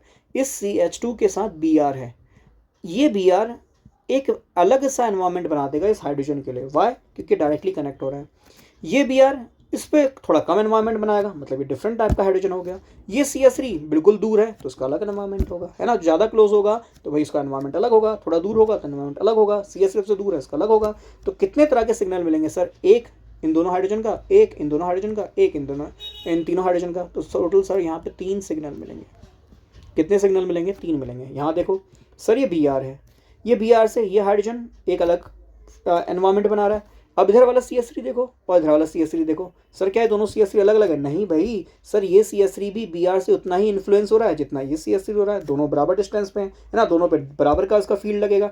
जब बराबर लगेगा तो ये A का मतलब दोनों का ही फील्ड सेम है, दोनों का एक एक सिग्नल और इस वाले हाइड्रोजन का एक। तो टोटल कितने सिग्नल मिलेंगे, 2 सिग्नल। अब आप जितने एग्जाम्पल करोगे उतना ही आपके दिमाग में कंसेप्ट बैठने लगेगा। देखो ये ऑक्सीजन दोनों साइड CH3, इस साइड भी सेम CH3, इस साइड भी सेम CH3, मतलब जितना ये इन्फ्लुएंस इसको करेगा उतना ही इसको करेगा, है ना। तो भैया एक ही सिग्नल मिलेगा, दोनों ए मतलब ए का मतलब एक ही सिग्नल है, दोनों का सेम सिग्नल मिलेगा, एक सिग्नल मिलेगा। क्लियर। देखो यहाँ ये ऑक्सीजन, इससे CH3 अलग इन्फ्लुएंस होगा, ये अलग एनवायरनमेंट देगा, इसको अलग एनवायरनमेंट देगा। कैसे देगा देख लो भैया, ऑक्सीजन से डायरेक्ट CH3 जुड़ा है, इधर CH2 जुड़ा है, मतलब ये 3 हाइड्रोजन अलग एनवायरनमेंट शो करेंगे, ये वाला 2 हाइड्रोजन अलग करेंगे, और ये CH3 तो इस CH2 से लगा है, देखो ये वाला CH3 ऑक्सीजन से लगा है ना, OCH3, और ये वाला CH3 CH2 से लगा है, तो सर इसका डिफरेंट एनवायरनमेंट होगा, है कि नहीं। तो इसलिए 3 अलग अलग सिग्नल्स यहाँ पे देखने को मिलेंगे। क्लियर। आगे देखो और एग्जाम्पल, सर ये देखो ऑक्सीजन से जुड़ रहा है ओ, ये सर CH3, इसका अलग एनवायरनमेंट होगा। सर ये कार्बन से जुड़ रहा है, ये भी कार्बन से जुड़ रहा है, ये भी कार्बन से जुड़ रहा है, तो सर ये तो तीनों ही CH3 हैं, तीनों ही सेम कार्बन से जुड़ रहे हैं, और वो कार्बन OCH3 से जुड़ रहा है, मतलब तीनों का ही एनवायरनमेंट सेम होगा, तो एक सिग्नल इनका मिलेगा और एक सिग्नल सर इस CH3 का मिलेगा। टोटल कितने सिग्नल हो गए, 2 सिग्नल यहाँ में मिलेंगे। क्लियर है। देखो बाकी तो जितने भी अब रिवीजन आप कर रहे हैं, टेस्ट सीरीज लगा रहे हैं, हर ऑर्गेनिक मॉलिक्यूल को इसी नज़र से देखो कितनी पीक्स होंगे, ठीक है। और जितना ऐसे देखेंगे उतना ही आपका कंसेप्ट क्लियर होता चलेगा। यहाँ देखो डबल बॉन्ड, इधर CH3 दोनों, ऑब्वियस बात है दोनों CH3 है, सेम एनवायरनमेंट मिलेगा, इधर दोनों हाइड्रोजन, इनका सेम एनवायरनमेंट मिलेगा। सेम एनवायरनमेंट वालों का अभी आपने सर ऊपर ही लिखा है कि एक पीक होगी, एक सिग्नल इसका, एक सिग्नल इसका, सर 2 ही सिग्नल मिलेंगे। आपने अभी ऊपर यही बात लिख दी सर कि proton with the same environment, chemically same environment होगा तो उनका एक ही पीक मिलेगा, है ना। अलग अलग एनवायरनमेंट होंगे तो अलग अलग उसके सिग्नल मिलेंगे। यहाँ देखो सर ये है डबल बॉन्ड, डबल बॉन्ड पे यहाँ एक ग्रुप लगा दिया Br, इसने ही गड़बड़ कर दी। क्यों, क्योंकि ये Br इस हाइड्रोजन को अलग इन्फ्लुएंस करेगा, फिर डबल बॉन्ड के इधर वाला कार्बन ये अलग कार्बन है, तो इसको अलग इन्फ्लुएंस करेगा, इसको अलग इन्फ्लुएंस करेगा। सर कितने पीक मिलेंगे, जितने हाइड्रोजन उतनी पीक, 3 सिग्नल यहाँ मिल जाएंगे। क्लियर। यहाँ देखो ये है बेंजीन, बेंजीन पे सारे ही हाइड्रोजन है, भैया कोई ग्रुप तो नहीं है, नहीं है, सारे हाइड्रोजन है, सारे हाइड्रोजन है, सभी अगल बगल में बिल्कुल सेम एनवायरनमेंट मिलेगा, चाहे इस हाइड्रोजन को पकड़ो चाहे इस हाइड्रोजन को पकड़ो, अगल बगल में सेम ही एनवायरनमेंट मिलेगा, तो भैया एक ही सिग्नल यहाँ मिलेगा। क्यों, क्योंकि सभी हाइड्रोजन सेम है, उसके अगल बगल का एनवायरनमेंट सेम है। बट जैसे ही मैंने बेंजीन पे NO2 ग्रुप लगा दिया, नाइट्रो बेंजीन बना दिया, तो समझना ये NO2 इस हाइड्रोजन को इन्फ्लुएंस करेगा, करेगा क्या नहीं, बिल्कुल करेगा। सर अगला वाला हाइड्रोजन इस हाइड्रोजन के द्वारा इन्फ्लुएंस होगा और ये इस वाले का होगा। क्यों, क्योंकि सर ये दोनों हाइड्रोजन सेम ही है, ये वाला हाइड्रोजन और ये वाला हाइड्रोजन सेम ही है। क्यों, क्योंकि दोनों मेटा पे हैं। सर पैरा वाला अलग इन्फ्लुएंस होगा इससे, है ना, ऑब्वियस बात है भाई, आप सभी को पता है ग्रुप से पहले कार्बन ऑर्थो होते हैं, फिर ये मेटा होगा और ये फिर ये पैरा होगा। सर ऑर्थो पे अलग इन्फ्लुएंस पड़ेगा NO2 का, मेटा पे अलग पड़ेगा, पैरा पे अलग पड़ेगा, तो ऑर्थो का 1 हो गया, मेटा का 2 हो गया, B हो जाएंगे और ये वाला C हो जाएगा। समझ गए बात। ABC का मतलब ये बताने के लिए कि सेम है कि नहीं, ठीक है। हालांकि 3 तरह के हाइड्रोजन मिलेंगे, आपको समझ में आ गया, ऑर्थो वाला अलग, पैरा वाला अलग और मेटा वाला अलग। तो ये बातें आपके यहाँ पे समझ में आ रही होंगी, ठीक है। चलिए इसमें देखो ये CH3, ये Cl2, यहाँ है CH, तो देखो ये CH यहाँ Cl2 से जुड़ रहा है, ये वाला हाइड्रोजन यहाँ ऑक्सीजन से जुड़ रहा है, तो अलग अलग एनवायरनमेंट हो गया, इस वाले हाइड्रोजन का अलग, इस वाले हाइड्रोजन का अलग।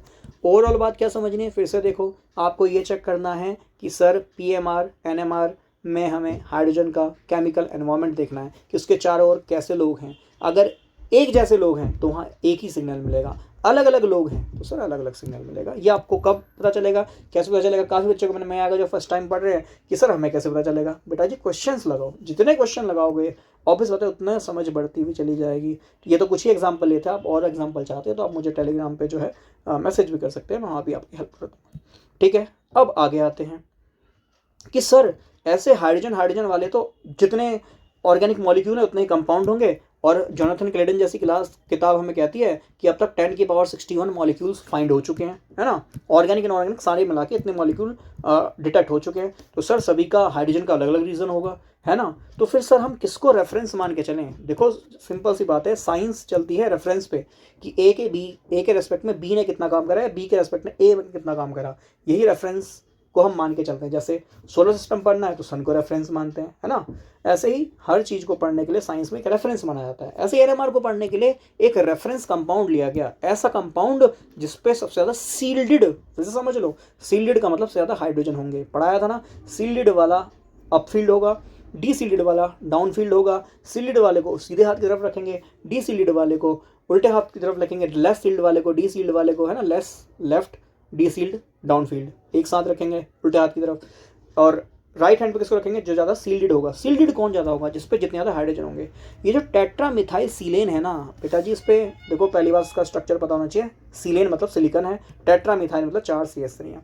टेट्रामिथाइल सीलेन पे जरा देखो 12 हाइड्रोजन हैं, और इन 12 हाइड्रोजन का एनवायरनमेंट, सबसे बड़ी बात देखो, एक तो वो कहते हैं ना, एक कहावत है कि भैया एक तो तीखा ऊपर से ऐसे करके कुछ नीम झड़ा, वही वाली कहावत है यहाँ पे। क्या कि एक तो सारे ही हाइड्रोजन हैं, 12 हाइड्रोजन, ऊपर से सभी हाइड्रोजन का एनवायरनमेंट एक जैसा है। देखो CH3 के इधर भी CH3 है, इधर भी CH3, इधर भी CH3, मतलब सारे ही CH3 एक ही पीक या एक ही सिग्नल देंगे, है ना। पीक ना कह, कैसे सिग्नल कहूँगा, एक ही सिग्नल देंगे, एक सिग्नल देंगे। और वो एक सिग्नल कितने हाइड्रोजन मिलकर दे रहे हैं सर? वो 12 हाइड्रोजन मिलकर एक ही सिग्नल दे रहे हैं। क्लियर? सबसे ज़्यादा सील्ड है ये, मैग्नेटिक फील्ड को सबसे ज़्यादा सील्ड करेगा। क्यों करेगा? क्योंकि हाइड्रोजन है, हाइड्रोजन ही उस NMR को अपोज करेगा, फ्लिपिंग करेगा। यहाँ कितने फ्लिप करेंगे भैया? 12 टाइम्स। समझो, एक प्रोटॉन अगर एक बार फ्लिपिंग कर रहा है, यहाँ 12 टाइम्स हो जाएगा। 12 हाइड्रोजन है, मतलब सबसे ज़्यादा सील्ड है ये। अब समझ में आया? अगर सील्ड है तो इसको हमने रेफरेंस मान लिया। क्यों? क्योंकि इससे ज़्यादा सील्ड कोई हो नहीं सकता, इन जनरल ऐसा मान के चल रहे हैं, और लास्ट 60 ईयर से हमने यही माना हुआ है। ठीक है, बुक्स में ही लिखा हुआ है, बुक की कहानी बता रहा हूँ कि लास्ट 60 कब से, 45 से कितना हो गया, 70 और 5 75, 60 नहीं कहूँगा, 75 साल से मान के चलिए लगभग, इसी को हम रेफरेंस लेके चल रहे हैं। क्यों? क्योंकि सबसे ज़्यादा सील्ड है। ठीक है, इसको हम सीधे हाथ की तरफ रखेंगे, इसी को हम जीरो मान के चलेंगे। क्या जीरो मान के चलेंगे समझाऊंगा। फिर आगे अगर आप कहानी को देखें तो लिखा है कैप्चर्ड एट लोअर फ्रिक्वेंसी। मैंने बताया ना, सीधे हाथ की तरफ कम फ्रिक्वेंसी होगी, उल्टे हाथ की तरफ ज़्यादा होगी। अभी फिर से समझा दूंगा, कोई दिक्कत नहीं है। At NMR region 12 proton are highly shielded, बताया ना, सिमिलर केमिकल एनवायरमेंट, ये बात आपको ध्यान में रखनी है। अब वाइट EMS तो रीजन बता ही चुका हूँ। एक तो केमिकली इनर्ट होता है, ठीक है, मिजिबल, सबके साथ घुल जाता है, ठीक, बहुत सारे सॉल्वेंट सबके साथ लगभग मान के चलो घुल जाता है। फिर उसके बाद 12 प्रोटॉन है, मैग्नेटिकली इक्विवेलेंट बता ही दिया। हाईली वोलेटाइल कंपाउंड है, मतलब एक बार किसी के साथ अगर आपको चेक करना है NMR, उसमें मिक्स करा, उसके बाद इसके रेस्पेक्ट में उसकी पीक आ जाएगी, और पीक आती है इसको ऑपरेट करा दो, वोलेटाइल है, आराम से उड़ के बाहर आ जाएगा। वोलेटाइल का मतलब जो आराम से उड़ जाए, ऑपरेट हो जाए। अब है आगे केमिकल शिफ्ट। देखो केमिकल शिफ्ट का मतलब क्या है? अभी हमें ये भी पता चल गया कि भैया सबसे पहले हमने देखा लाइट आ रही है, रेडिएशन आ रही है, वो प्रोटॉन से बात कर रही है, प्रोटॉन के साथ वॉबलिंग करना शुरू कर रहा है, प्रिसिजन करना शुरू कर रहा है। अगर वो मैग्नेटिक फील्ड को अपोज करना शुरू कर दे तो हमें क्या मिल जाएगा सर? डाटा मिलना शुरू हो जाएगा। डाटा मिलने के लिए हमें एक ऐसा कंपाउंड भी तो चाहिए जो डाटा को जनरेट कराए, तो वो हमने ले लिया TMS। अब हमें पता करना है कि TMS के रेस्पेक्ट में कितना वह डीसील्डेड है। देखो TMS सबसे ज़्यादा सील्डेड है, तो उसके रेस्पेक्ट में कितना ज़्यादा डीसील्डेड है। अगर हमें ये चीज़ चेक करनी है तो हमें उसके लिए निकालना पड़ेगा केमिकल शिफ्ट, जिसको हम डेल्टा से प्रेजेंट करते हैं। TMS को रेफरेंस लिया है तो रेफरेंस को हम जीरो पे मान के चलते हैं। भैया कोई भी ग्राफ में अगर आप रेफरेंस लेके चलते हो तो रेफरेंस को हम ओरिजिन मानते हैं, जीरो मानते हैं। ये बात ध्यान रखिएगा, ठीक है। ये तो सिंपल बेसिक बात है, तो मैथमेटिक्स में हर कोई जानता है कि भैया अगर कोई चीज़ रेफरेंस है, रेफरेंस वाले को जीरो मानते हैं। फिजिक्स वाले भी इस बात को बहुत पढ़ते हैं, ठीक है। अब होता क्या है ये केमिकल शिफ्ट? केमिकल शिफ्ट होता है कि TMS से जनरली देखो NMR का ग्राफ उल्टा चलता है, जैसे ECG है ना, वैसे ही चलता है कि TMS को यहाँ रखा जाता है जीरो। जीरो का मतलब ओरिजिन, ओरिजिन का मतलब यहाँ पे मैंने रखा TMS रेफरेंस को। अब TMS के रेस्पेक्ट में कौन कितना ज़्यादा डीसील्डेड है? अरे क्यों? क्योंकि TMS तो अभी पढ़ा ना सर, सबसे ज़्यादा सील्डेड है। इससे ज़्यादा सील्डेड तो कोई हो नहीं सकता, 12 हाइड्रोजन सेम नेचर वाले। तो हम ये देखेंगे TMS से ये कितनी दूरी पे हमें डाटा मिल रहा है कि TMS से कितना ज़्यादा डीसील्डेड है। हमने देखा ना यहाँ पे सील्डेड होगा, तो जैसे जैसे हम उल्टे हाथ की ओर जा रहे हैं तो हम उतना ही ज़्यादा डीसील्डेड होते जा रहे हैं। डीसील्डेड का मतलब एक ऐसा समझ सकते हो, हाइड्रोजन की संख्या कम हो रही है, ये हाइड्रोजन का जो मैग्नेटिक फील्ड नेचर है वो कम होता जा रहा है, ठीक है। तो केमिकल शिफ्ट का मतलब ये कि TMS से कितनी दूरी पे आपको डाटा मिल रहा है, जितनी दूरी पे डाटा मिल रहा है उसी को हम केमिकल शिफ्ट कहेंगे, है ना। शिफ्ट का मतलब ही भैया कितनी दूर शिफ्ट हो रहा है TMS से, नाम से पता चल रहा है केमिकल शिफ्ट, ठीक है। तो रेफरेंस मटेरियल से कौन कितनी दूरी पे डाटा दे रहा है, it is called chemical shift. अब फॉर्मूला, अच्छा TMS को निकालते किसमें, आई एम सॉरी, केमिकल शिफ्ट को निकालते किसमें है? इसको हम निकालते हैं पार्ट्स पर मिलियन में। पार्ट्स पर मिलियन कैसे निकालते हैं कि शिफ्ट इन हर्ट्ज अपॉन में स्पेक्ट्रोस्कोपिक फ्रीक्वेंसी, ठीक है। डायरेक्ट क्वेश्चन देखने को मिलेगा, कहेगा कि भैया मान लो कोई कंपाउंड है, ठीक है, जिसने शिफ्ट दिया है 120 हर्ट्ज का, और वो ऑपरेट कर रहा है मान लो 240 मेगा हर्ट्ज पे, ठीक है, या मान लो देगा 60 मेगा हर्ट्ज पे।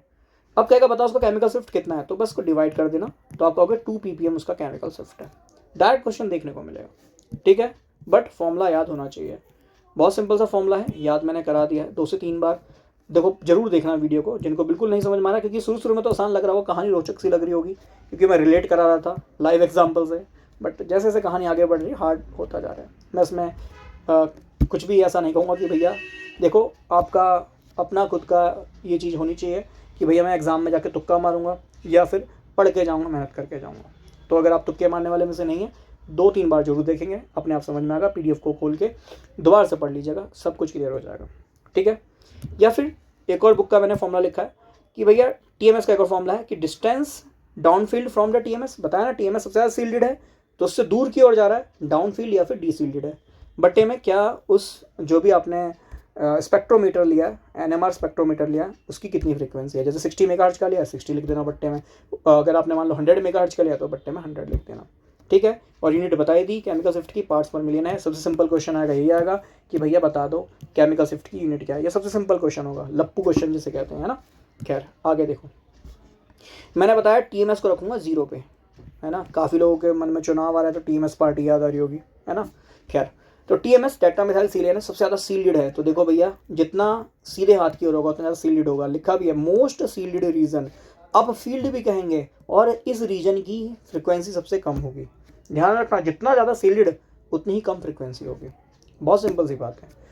और जैसे जैसे मैं सीधे हाथ की ओर जा रहा हूँ, इधर की ओर जा रहा हूँ, देखना क्या लिखा है सर, आपने लिखा है कि डी सील्डेड है, डाउन फील्ड है, जिसको हम हाई फ्रिक्वेंसी का रीजन भी कहेंगे, जिसको हम डाउन फील्ड भी कहेंगे, डी सील्ड भी कहेंगे, है ना, और हाई फ्रिक्वेंसी का रीजन भी कहेंगे। अब TMS सील्डेड है तो उसको हमने 0 मान लिया। अब 0 से कोई डाटा, देखो ऐसे करके, जैसे हमें वो मिलता है ना, ऐसे करके डाटा मिलता है इसमें हमें, ऐसे जैसे हमें ECG की मिलता है, सेम ऐसे डाटा मिलता है NMR का, ठीक है। अभी मैं दिखाऊंगा अभी एग्जाम्पल। तो इस तरीके का डाटा मिलता है, डिपेंड करता है कितने हाइड्रोजन है, क्या उसका नेचर है, क्या उसकी पीक है। तो TMS से जितना दूर आपको डाटा मिलेगा, है ना, जितना सीधे हाथ की ओर ही डाटा मिलेगा, इस हाथ की ओर डाटा मिलेगा, उसी को हम केमिकल शिफ्ट कहेंगे। आई थिंक इतनी बात समझ में आ गई होगी, बहुत सिंपल। अब तो मुझे नहीं लगता कि अब कोई दिक्कत होगी, जितनी बार पढ़ेंगे उतना कंसेप्ट क्लियर होता जाएगा, मैं आपसे बार बार बोल ही रहा हूँ, ठीक है। चलिए अब जैसे एग्जाम्पल के तौर पे, सर ये कंपाउंड है जिसको मैं डिटेक्ट करना चाह रहा हूँ, इसकी पीक्स डिटेक्ट करना चाह रहा हूँ। मतलब सिंपल है, देखो NMR किस काम आता है।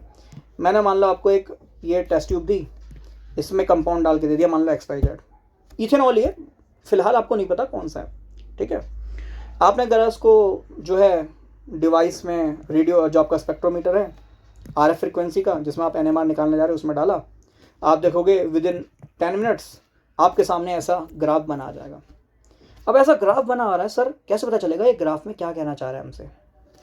तो इन पीक्स को देख के ही उसमें, अब तो खैर और मॉडर्न हमारे पास स्पेक्ट्रोमीटर आ गए, डायरेक्ट वो कंपाउंड भी बता देते हैं कि कंपाउंड कौन सा है।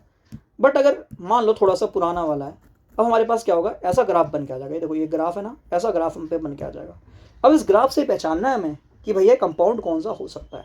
जरा देखो ये है 0, 0 का मतलब TMS, टेट्रामेथाइल सीलियन। अब 0 से देखो लेफ्ट साइड में पीक आ रही है, तो बताया ये सबसे ज़्यादा सील्डेड रीजन है, उल्टे हाथ की ओर डीसील्डेड है। अब यहाँ पे कुछ पीक्स मिल रही हैं, एक पहाड़ी ये मिल रही, एक पहाड़ी ये मिल रही है, एक पहाड़ी ये मिल रही है ना, 3 पहाड़ियाँ मिल रही है। सर कैसे पता चलेगा एक कंपाउंड कौन सा है, तो उसको अभी हम आगे जानेंगे। फिलहाल हमने इतना जाना है कि TMS कोई रेफरेंस कंपाउंड है, 0 मानते हैं।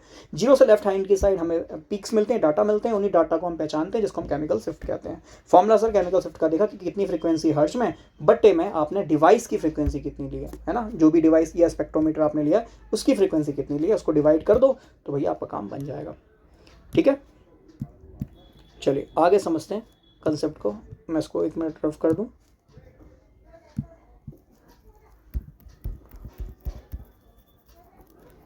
बहुत देर हो गई मुझे बोलते हुए, अब मुझे ब्रेक चाहिए, और मैं क्या करता हूँ कि इसको जल्दी से फिनिश ही करा देता हूँ। अगली क्लास के रखूँगा, फिर देखो अगली में चला जाता है। थोड़ा सा आप भी सब्र रखिए और इसको पूरा कीजिए। चलिए, the position of the 1H NMR signal, electron withdrawing और इलेक्ट्रॉन अट्रैक्टिंग ग्रुप -I अगर इफेक्ट है। -I पढ़ा चुका हूँ, काफ़ी बच्चों ने कहा था सर जो है हमारे सिलेबस में ये नहीं आएगा, तो मैंने आपको बोला था भैया और भी एग्जाम है, एनवायरमेंटल सुपरवाइजर का, लैब असिस्टेंट हायर एजुकेशन है, उसमें वो काम आएगा, इसलिए मैंने वो टॉपिक पढ़ा दिया था, और इन टॉपिक में भी आपको हेल्प करेगा, इसलिए मैंने वो पढ़ाया था। देखो मुझे पता है कि भाई कौन सा टॉपिक आपके काम का है, कौन सा नहीं है, पर किसी टॉपिक को पढ़ा रहा हूँ, दैट मीन्स वो कहीं ना कहीं रिलेट कर रहा है, ठीक है। बट वही है, कोई वीडियो डायरेक्टली आके देखता है, फिर वो कुछ भी जो है बकवास करके जाता है, उस पर मैं कुछ नहीं कह सकता। ठीक है। और एक चीज़ और भैया, लगता है मेहनत करी है वाकई, बहुत शॉर्ट में समझाया है, बढ़िया समझाया है, तो भैया लाइक कर सकते हैं और कमेंट करके बता सकते हैं कि कैसा लगा। ठीक है, बीच में इसलिए बोल रहा हूँ क्योंकि मैं बोलता नहीं हूँ, और काफ़ी बार बोलता भी हूँ तो ज़्यादा बोल देता हूँ, काफ़ी बार बोलता नहीं तो भैया कहानी बिगड़ती है। और कुछ एक दो बच्चे ही हैं, है ना, क्योंकि अब से पहले मैंने ऐसा डिमोटिवेटिंग सेंस नहीं देखा, एक ही है। अब हो सकता है वो किसी भी तरह का इंसान हो, वो अपने मम्मी पापा, है ना, भाई बहन सबके फ़ोन लेता है और आके बस डिसलाइक करता है। और जब मैं नेट देखता हूँ तो भैया डिसलाइक ज़्यादा पड़ जाते हैं लाइक से भी। तो 2-3 ही है, मुझे पता, ज़्यादा नहीं है कलाकार, और इनका कुछ होना नहीं है, ये इसी चीज़ में लगे रहेंगे, इनका जीवन ऐसे ही बीतेगा कि दूसरे के उस पर जाओ और जो है डिसलाइक कर लो, उनको मतलब भी नहीं वीडियो क्या चल रहा है। तो एटलीस्ट ये तो देखिए कम से कम, अगर मैं कभी वीडियो ओपन करके देखूँ तो उसमें ये तो देखे कि यार ठीक है, ऐसे लोग भी हैं तो ऐसे भी हैं भाई बच्चे जिनको बेनिफिट मिल रहा है, और वो जो है लाइक भी कर रहे हैं लगातार। भैया मास्टर बोले जा रहा है तो एटलीस्ट उसको भैया उसका एक फ्रूट दे दो कि इतना सा कि भैया एक लाइक कर दो, है ना, इतना तो कर ही सकते हो एटलीस्ट। चले खैर आगे देखो, मैंने बोला कि अगर माइनस आई इफेक्ट होगा ना, जितना ज़्यादा माइनस आई होगा उतनी हायर फ्रिक्वेंसी होगी, डायरेक्टली प्रोपोर्शनल है। मतलब माइनस आई इफेक्ट ज़्यादा, इलेक्ट्रॉन विड्रॉइंग होगा, इलेक्ट्रॉन खींचने वाला होगा या इलेक्ट्रॉन को अट्रैक्ट करने वाला होगा, तो उसकी फ्रिक्वेंसी इतनी ज़्यादा होगी। हायर फ्रिक्वेंसी का मतलब बोलो, जल्दी से बोलो, हायर फ्रिक्वेंसी का मतलब सर डाउन फील्ड होता है। अभी बताया ना, डाउन फील्ड याद करना पड़ेगा भैया, एक बार में शुरू में आते ही पैदा होते ही ABCD एक बार में नहीं सीख लिया था। कितनी बार पेरेंट्स ने कूट के पढ़ाया, कितनी बार टीचर्स ने कूट के पढ़ाया, जब जाके ABCD 1-2 साल में याद हुआ होगा अच्छे से। काफ़ी बच्चे ऑब्वियस बात है, अलग अलग दिमाग है, 1 महीने वाले भी, 2 महीने वाले भी हैं, सालों वाले भी हैं। ठीक है, डाउन फील्ड है या फिर इसको हम डीसील्ड कह रहे हैं, सिंपल सी बात है। मतलब TMS से उतना दूर जाता रहेगा, उतना उल्टे हाथ की तरफ जाएगा। मतलब जितना ज़्यादा माइनस आई उतनी ही ज़्यादा उसकी फ्रिक्वेंसी होगी, उतनी ज़्यादा TMS से दूर जाएगा। एग्जाम्पल के तौर पर देखो भैया, सबसे बढ़िया आपका इलेक्ट्रॉन विड्रॉइंग ग्रुप में आता है NO2, है ना, one of the best electron withdrawing group. ये इलेक्ट्रॉन अपनी ओर खींचता है, इलेक्ट्रॉन खींचता है, माइनस आई इफेक्ट दिखा रहा है। तो भैया आपको पता है माइनस आई इफेक्ट सबसे ज़्यादा पहली पोजीशन पे दिखता है, पहले कार्बन पे दिखेगा, है ना, ऑब्वियस माइनस है। ठीक, फिर उसके बाद दूसरे कार्बन पे और कम दिखेगा, तीसरे कार्बन पे और कम दिखेगा। यही तो कह रहा हूँ कि भैया जिस पे माइनस आई ग्रुप ज़्यादा लगा होगा उसकी TMS फ्रिक्वेंसी इतनी ज़्यादा होगी। ठीक है, ये देखो 4.37 पे दे रहा है, ये 2.07 पे, ये 1.04 पॉइंट है यहाँ पे, पता नहीं कहाँ गायब हो गए। ठीक है, तो बात बहुत सिंपल है, क्या कि माइनस आई ग्रुप के इफेक्ट में कोई होगा तो भैया उसका डाउन सील्ड होगा या डी सील्ड होगा। तो देखो ये 4.37 है, फिर से देखो जिनको बिल्कुल नहीं समझ में आ रहा, ये है 0। भैया जितना ज़्यादा माइनस आई तो 4 पे है, उसके बाद देखो उससे कम 2 पे है, उससे कम 1 पे है ना। तो जितना ज़्यादा माइनस आई, मतलब माइनस आई जिसके पास ज़्यादा होगा वो उतना ज़्यादा डाउन सील्ड होगा। तो भैया ये है सबसे ज़्यादा सील्डेड रीजन। फिर से देखो ये है डी सील्डेड रीजन, जिसका माइनस आई ज़्यादा वो उतना ही ज़्यादा डी सील्ड होगा। सिंपल सी बात है। चलिए ठीक है, इसके बाद आगे दूसरी चीज़ है इलेक्ट्रोनेगेटिविटी। यहीं से क्वेश्चन बनेंगे, अगर मान लो ज़्यादा डीप में गया तो यही क्वेश्चंस बनते हैं कि इलेक्ट्रोनेगेटिविटी कैसे डिपेंड करती है केमिकल शिफ्ट पे। तो भैया सिंपल सी बात है, ये डायरेक्टली प्रोपोर्शनल होती है, मैंने लिखा भी होगा, हाँ यही फॉर्मूला लिखा है। इलेक्ट्रोनेगेटिविटी डायरेक्टली प्रोपोर्शनल होती है केमिकल शिफ्ट के, ऐसे ही माइनस आई भी केमिकल शिफ्ट के डायरेक्टली प्रोपोर्शनल है। तो देखो फ्लोरीन, क्लोरीन, ब्रोमीन, आयोडीन में, ठीक है, फ्लोरीन, क्लोरीन, ब्रोमीन, आयोडीन में आप साफ साफ देख सकते हैं कि फ्लोरीन की विद्युत ऋणात्मकता, इलेक्ट्रोनेगेटिविटी सबसे ज़्यादा है। इलेक्ट्रोनेगेटिविटी ज़्यादा है इसलिए उसकी देखो वैल्यू 4.5 पिकोमीटर है, TMS से इतना दूर, ये 3.5, 3.4 और 3.2। रिवर्स करके भी पूछ सकता है कि भैया बता दो कौन ज़्यादा सील्डेड होगा। तो ध्यान रखना सील्डेड वो होगा जिसकी इलेक्ट्रोनेगेटिविटी कम है। सील्डेड होना और केमिकल शिफ्ट होना अलग चीज़ है, मैं बता ही चुका हूँ। जितना ज़्यादा सील्डेड होगा केमिकल शिफ्ट उतना कम होगा, जितना ज़्यादा डी सील्डेड होगा उतना ज़्यादा केमिकल शिफ्ट होगा। बात वही बार बार रिपीट कर रहा हूँ, ध्यान से सुनिएगा, ठीक है। अब कैरेक्टरिस्टिक्स वैल्यू है, बहुत सारी बड़ी बड़ी टेबल्स हैं, मैं आपको सारी याद करने को नहीं कह रहा, एक ही टेबल है, इसको याद कर लो। क्या कि अगर आपके पास सैचुरेटेड कंपाउंड है तो उसकी वैल्यू 0 से 1.5 के बीच में होगी, एलाइलिक की 1.5 से 2.5 के बीच में होगी। ऑक्सीजन और नाइट्रोजन जैसे ग्रुप लगे हैं, जेड मतलब ऑक्सीजन नाइट्रोजन जैसे ग्रुप लगे हैं, या हेलोजन आपका लगा है तो उसकी वैल्यू 2.5 से लेकर 4.5 के बीच में होगी। अभी देखा ना सारे हेलोजन इसी के बीच में आ गए थे, 4.5 से लेकर 3.2 के बीच में। विनाइलिक है तो देखो उसकी वैल्यू 4.5 से 6.5 होगी। बेंजीन याद ही कर लेना, वेरी वेरी इंपॉर्टेंट, 6.5 से 8 होगी। और इनको तो याद कर लेना कि आपके एल्डिहाइड या फिर कार्बोक्सिलिक हैं, एल्डिहाइड या फिर कार्बोक्सिलिक हैं, इसकी 9 से 12 के बीच में ये वैल्यू होती है, ठीक है। तो केमिकल शिफ्ट की ये वैल्यूज़ याद कर लीजिएगा कि कौन सा किस रीजन में आता है, डायरेक्ट क्वेश्चन मिलेगा देखने को, ठीक है। डायरेक्ट क्वेश्चन मिलेगा देखने को, ये आपको ध्यान में रखना है। चले आगे, integration of NMR signal. Sir ये इंटीग्रेशन ऑफ एनएमआर सिग्नल क्या है? तो अभी थोड़ी देर पहले ही मैंने एग्जांपल लिया कि सर ये हमारा टीएमएस हो गया, इधर इससे इधर हमें 3 पीक मिल रही हैं, ये 3 पीक मिल रही हैं, है ना। 3 पीक मिल रही है क्यों? क्योंकि यहाँ 3 तरह के हाइड्रोजन है, पहले या 3 सिग्नल मिल रहे हैं क्योंकि 3 तरह के हाइड्रोजन है। क्यों है सर? ये एक OH से लगा हुआ हाइड्रोजन, फिर ऑक्सीजन इस 2 हाइड्रोजन को अलग इन्फ्लुएंस कर रहा होगा, और CH3 वाला और दूर है तो उसको कुछ अलग इन्फ्लुएंस कर रहा होगा। तो सर समझ में आया कि 1 2 3 तरह के यहाँ सर हाइड्रोजन मिल रहे हैं। 3 तरह के हाइड्रोजन मिल रहे हैं तो सर हमें पीक भी कितने तरह के मिलेंगे? 3 मिलेंगे। अब मान लो मैंने एनएमआर, मुझे कोई अननोन सैंपल दिया गया, मैंने उसको रेडियो फ्रिक्वेंसी मीटर में डाला, 3 ऐसी पीक आ गई। अब मुझे क्या पता चलेगा कौन क्या है ना। तो मुझे इतना तो समझ में आ गया कि भैया ये एक पीक नंबर 1 है जो कि TMS के ज़्यादा पास है। TMS के ज़्यादा पास है मतलब ये ज़्यादा सील्ड है, इस साइड में सील्ड होता है सर, इस साइड में डीसील्ड होता है। क्या इतनी बात पता है हमें? हाँ जी सर, ये तो हमें आपने भी बताया था, पता है। तो सर ये ज़्यादा सील्ड है और बड़ी सी पीक मिली है। बड़ी सी पीक का मतलब क्या है कि सर यहाँ पे ज़्यादा सील्ड है। सील्ड कौन ज़्यादा होता है सर? आपने बताया जिसके पास हाइड्रोजन एटम ज़्यादा होंगे। सर इन तीनों के पास सबसे ज़्यादा हाइड्रोजन किसके पास है? सर CH3 के पास है। तो इतना तो समझ में आ गया कि सर यहाँ ऐसा कुछ कार्बन होगा जिस पे ज़्यादा हाइड्रोजन है ना, CH3 वाला होगा।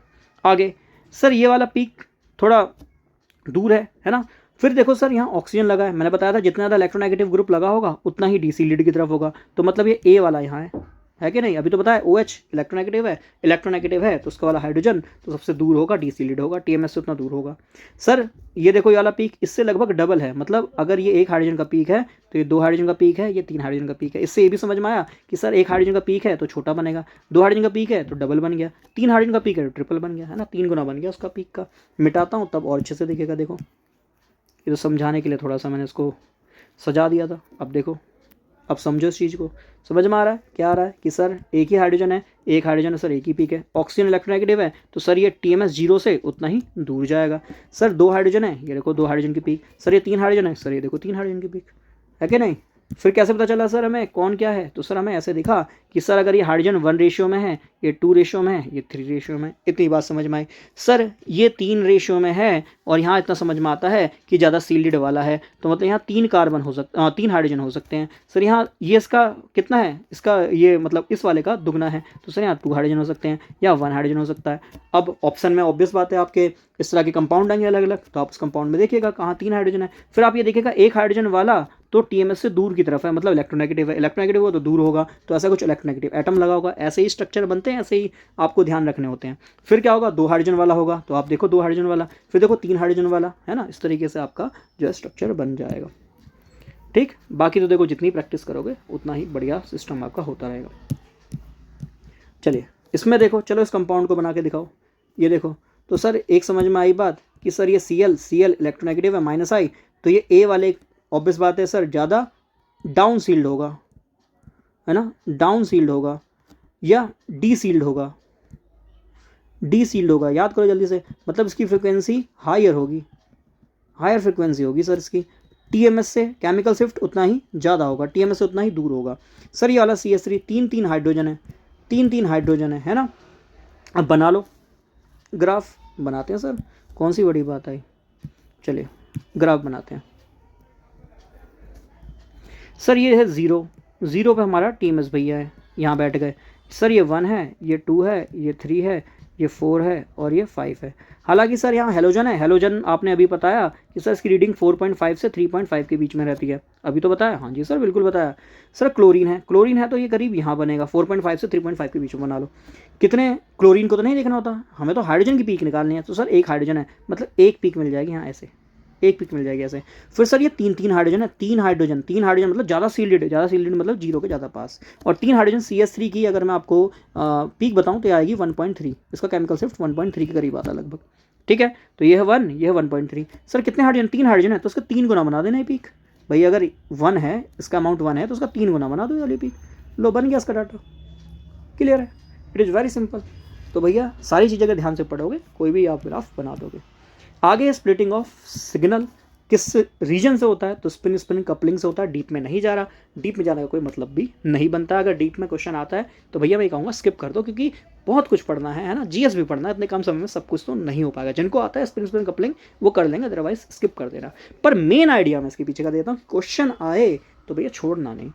स्प्लिटिंग ऑफ सिग्नल के लिए फॉर्मूला होता है n+1 रूल। पर कैसे n+1 रूल? स्प्लिटिंग का मतलब होता है एक सिग्नल कितने पार्ट्स में टूट रहा है, क्या उसका रेशियो है, ठीक है। और n क्या है? Number of equivalent proton to an adjacent carbon. नहीं समझ में आएगा ना? अब समझाता हूँ कैसे नहीं आएगा समझ में। देखो सिंपल सी बात है, एक सिंपल सा एग्जांपल लेके चलता हूँ, CH3OH। पहले बताओ सर कितने तरह के यहाँ हाइड्रोजन है, कितने तरह के यहाँ हाइड्रोजन है? सर आप कहोगे ए के ऑक्सीजन पर लगा हुआ मतलब A, और ये लगा हुआ ये B, ठीक है। सर ग्राफ बनाओ, ग्राफ बना लो। सर ये 0 है, 0 पे हमारे TMS भैया हैं, ठीक है। ये 1 हो गया, ये 2 हो गया, 3 हो गया, 4 हो गया, 5 हो गया, 6 हो गया। OH कितने पे होता है? सर ये OH लगभग 6 के करीब में था, है ना, 6 के करीब में था।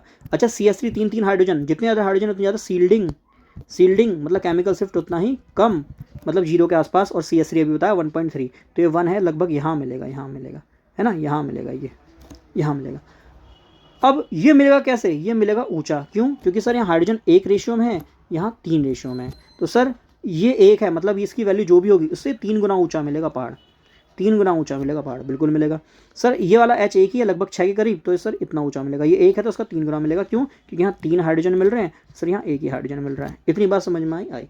अब splitting of signal n+1 rule का क्या मतलब है?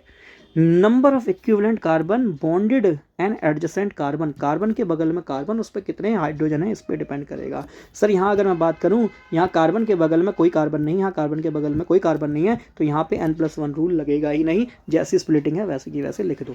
बहुत सिंपल सी बात है, बहुत सरल सी बात है, ठीक है। चलिए अब कहाँ मिलेगा? सर ये तो बता ही नहीं रहे। बिल्कुल एग्जाम्पल लेते हैं, चलो मैं यहाँ एक एग्जाम्पल और ले लेता हूँ। मान लो आपने लिया मीथेनॉल की जगह इथेनॉल। कहोगे सर सिंपल एग्जांपल ले रहे हो। बेटा जी प्रो जब भी बनोगे जब सीखोगे बेस से, है ना।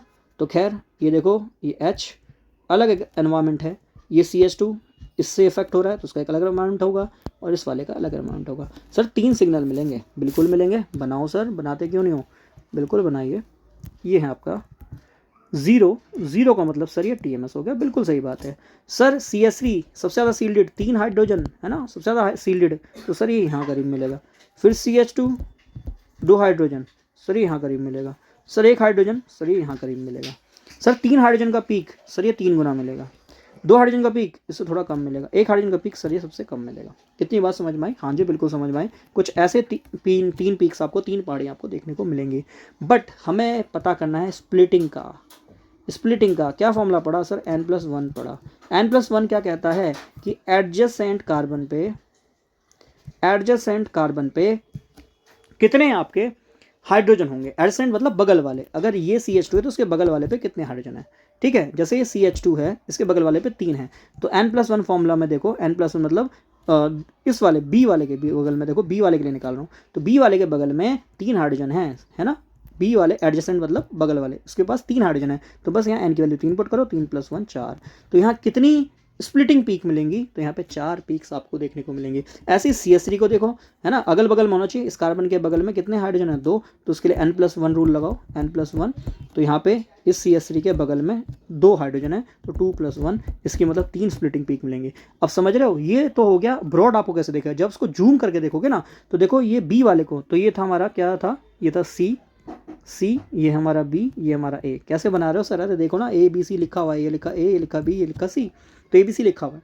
अब बनाओ सर, आप जब B को देख रहे हो, B के लिए आपने जो वैल्यू निकाली है स्प्लिटिंग की, वो 4 निकाली है, मतलब B का जो ग्राफ है वो 4 पार्ट्स में ऐसे करके स्प्लिट हो रहा होगा, ठीक है। और जबकि आपने C वाले को देखा, तो सर C वाले में, C के लिए जो स्प्लिटिंग की वैल्यू है 3 आई है, मतलब उसमें एक ऊंची पीक तो मिलेगी, पर वैसे 3 पार्ट्स में स्प्लिट होगी, ऐसे 3 पार्ट में स्प्लिट होगी। इसको हम कहते हैं स्प्लिटिंग होना। स्प्लिटिंग का मतलब क्या है कि भैया किसी भी कार्बन के बगल में, है ना, अगल बगल है, तो बगल वाले का क्या सीन है, ठीक, बगल वाले में +1 कर देंगे तो उसका स्प्लिटिंग निकल आएगा। अब मान लीजिए इस फॉर्मूले के अकॉर्डिंग n+1 की वैल्यू अगर 0 आती है उसको हम सिंगलेट कहेंगे, 1 आती है उसको हम डबलेट कहेंगे, 2 आएगी तो उसको हम ट्रिपलेट, 3 आएगी तो क्वाड्रेट, 4 आएगी तो क्विंटेट, 5 आएगी तो सेक्सटेट, 6 आएगी तो सेप्टेट हो जाएगा, ठीक है। ये आपको ध्यान में रखना है। क्लियर? जैसे फॉर एग्जांपल यहाँ हमने सर ये एग्जांपल लिया, सर इसमें एक ही पीक आया सिंगलेट, ये भी एक पीक आया सिंगलेट। वाई? क्योंकि सर यहाँ पे इस कार्बन के बगल में कोई कार्बन है ही नहीं, कोई कार्बन है नहीं, तो n+1 जो स्प्लिटिंग ऑफ फॉर्मूला उसके अकॉर्डिंग कोई भी कार्बन नहीं है, तो 0+1 कितना है सर 1। दैट मीन्स 1 का मतलब एक ही सिंगलेट पीक है यहाँ पे, है ना, एक ही सिंगलेट पीक, एक ही सिंगलेट पीक यहाँ पे देखने को मिल रही है। बहुत सरल सी बात है। हाँ जी सर, ये तो बहुत सरल सी बात है, हमारे तो तुरंत ही अब समझ में आने लग गया। तो भैया पढ़ना पड़ेगा, मेन बात यही है। ठीक है, तो सिंगलेट क्या होता है, ट्रिपलेट क्या होता है, ये आई थिंक ये बातें आपकी क्लियर होने लगेंगी। ठीक है, जैसे एक और एग्जांपल ले लो, लास्ट एग्जांपल इसको मान के चलते हैं। ये कंपाउंड है, ठीक है। अब देखो उसमें क्या क्या सारी चीज़ें लिखी हैं। देखो यहाँ स्प्लिटिंग करके दिखाई भी है, ये देखो स्प्लिटिंग करी है, ये देखो स्प्लिटिंग करी है। कैसे करी है इस बात को समझते हैं। सबसे पहली बात जरा देखो, ये 3 हैं आपके हाइड्रोजन, ये 3 हैं आपके हाइड्रोजन अलग अलग एनवायरमेंट, ये 3 हैं आपके हाइड्रोजन। तो वही इन्होंने बनाया, देखो एक 1 के करीब बनाया, एक 2 के करीब बनाया, और एक हाइड्रोजन कौन से वाले हो गए, ये वाले हो गए, एक यहाँ पे बनाया। ठीक है, ऑक्सीजन से जुड़ा है, देखो ये मैं रफ करके बता देता हूँ। ऑक्सीजन से जुड़े हुए हाइड्रोजन, ऑक्सीजन से जुड़े हुए हाइड्रोजन, इनको देखो दूर बनाया क्योंकि इलेक्ट्रोनेगेटिविटी बढ़ गई। और ये वाले 3 जो इलेक्ट्रोनेगेटिव वाले हैं वो ये बनाए, और ये जो बिल्कुल इलेक्ट्रोनेगेटिव नहीं है, ज़्यादा सीलिड है, क्योंकि इलेक्ट्रोनेगेटिव ज़्यादा तो डी सीलिड ज़्यादा बताया था, तो ऐसे पिक्स बनेंगे। अब आती है स्प्लिटिंग की कहानी कि स्प्लिटिंग कितनी होगी, तो इस कार्बन के बगल में कितने कार्बन, तो सर इस कार्बन के बगल में एक कार्बन, उस कार्बन पे कितने हाइड्रोजन, 0। देखो ना CO है, कोई भी हाइड्रोजन नहीं है, तो n की वैल्यू कितनी होगी 0, तो n+1 की वैल्यू कितनी आ जाएगी 0+1, दैट मीन्स 1। 1 का मतलब होता है सर सिंगलेट, तो एक ही पीक आएगी। देखो ये एक सिंगलेट ही पीक है इसकी, है कि नहीं, आई एम सॉरी फॉर डैट, ये नहीं ये है, एक ही सिंगलेट पीक आई इसकी। क्लियर है? ये वाला नहीं, ये वाला है, आई एम सॉरी, इलेक्ट्रोनेगेटिव के साथ जुड़ा ना, हाँ ये वाला है, एक ही सिंगलेट पीक है, देख सकते हो ये देखो लंबी सी मीनार, एक ही सिंगलेट पीक है। ठीक है, ये देखो लिखा है भी है HA सिंगलेट, लिखा भी है HA singlet with hydrogen, no hydrogen on the adjacent carbon, एक ही पीक आएगी सिंगलेट। और ये देखो सिंगलेट पीक ऐसे बना के दिखा भी रखी है, ये देखो सिंगलेट पीक इसकी बना के भी दिखा रखी। ठीक है, चलो अगले कार्बन पे आ जाओ। इस कार्बन को पकड़ता हूँ रफ करके, अब कि मैं इस कार्बन को पकड़ता हूँ, इस कार्बन को पकड़ता हूँ, इसके एडजेसेंट में कितना कार्बन है सर, एक कार्बन है, उस पर कितने हाइड्रोजन, 3 है। तो भैया 3 हाइड्रोजन, तो n+1 फॉर्मूला था, तो कितना आ जाएगा 3 + 1 कितना आ जाएगा सर, ये 4 आ जाएगा। यहाँ पे जो हमारी स्प्लिटिंग है वो 4 आएगी, तो भैया देख लो HB के लिए 4 स्प्लिटिंग है, ये देखो HB की 4 स्प्लिटिंग दी है, 1 2 3 4। क्लियर है? अब एग्जाम में आपके ये भी पूछ सकता है कि इन स्प्लिटिंग का क्या रेशियो होगा, तो उस रेशियो के लिए मैंने आपको ये डायग्राम, ये जो डाटा है ये मैंने आपको दिया है। सिंगलेट के लिए एक ही रेशियो होगा, ऑब्वियस बात है एक ही पीक है। अगर आपके पास डबलेट है तो बराबर रेशियो होगा, 1:1, मतलब दोनों पीक बराबर हाइट की होंगी, ऐसा समझो।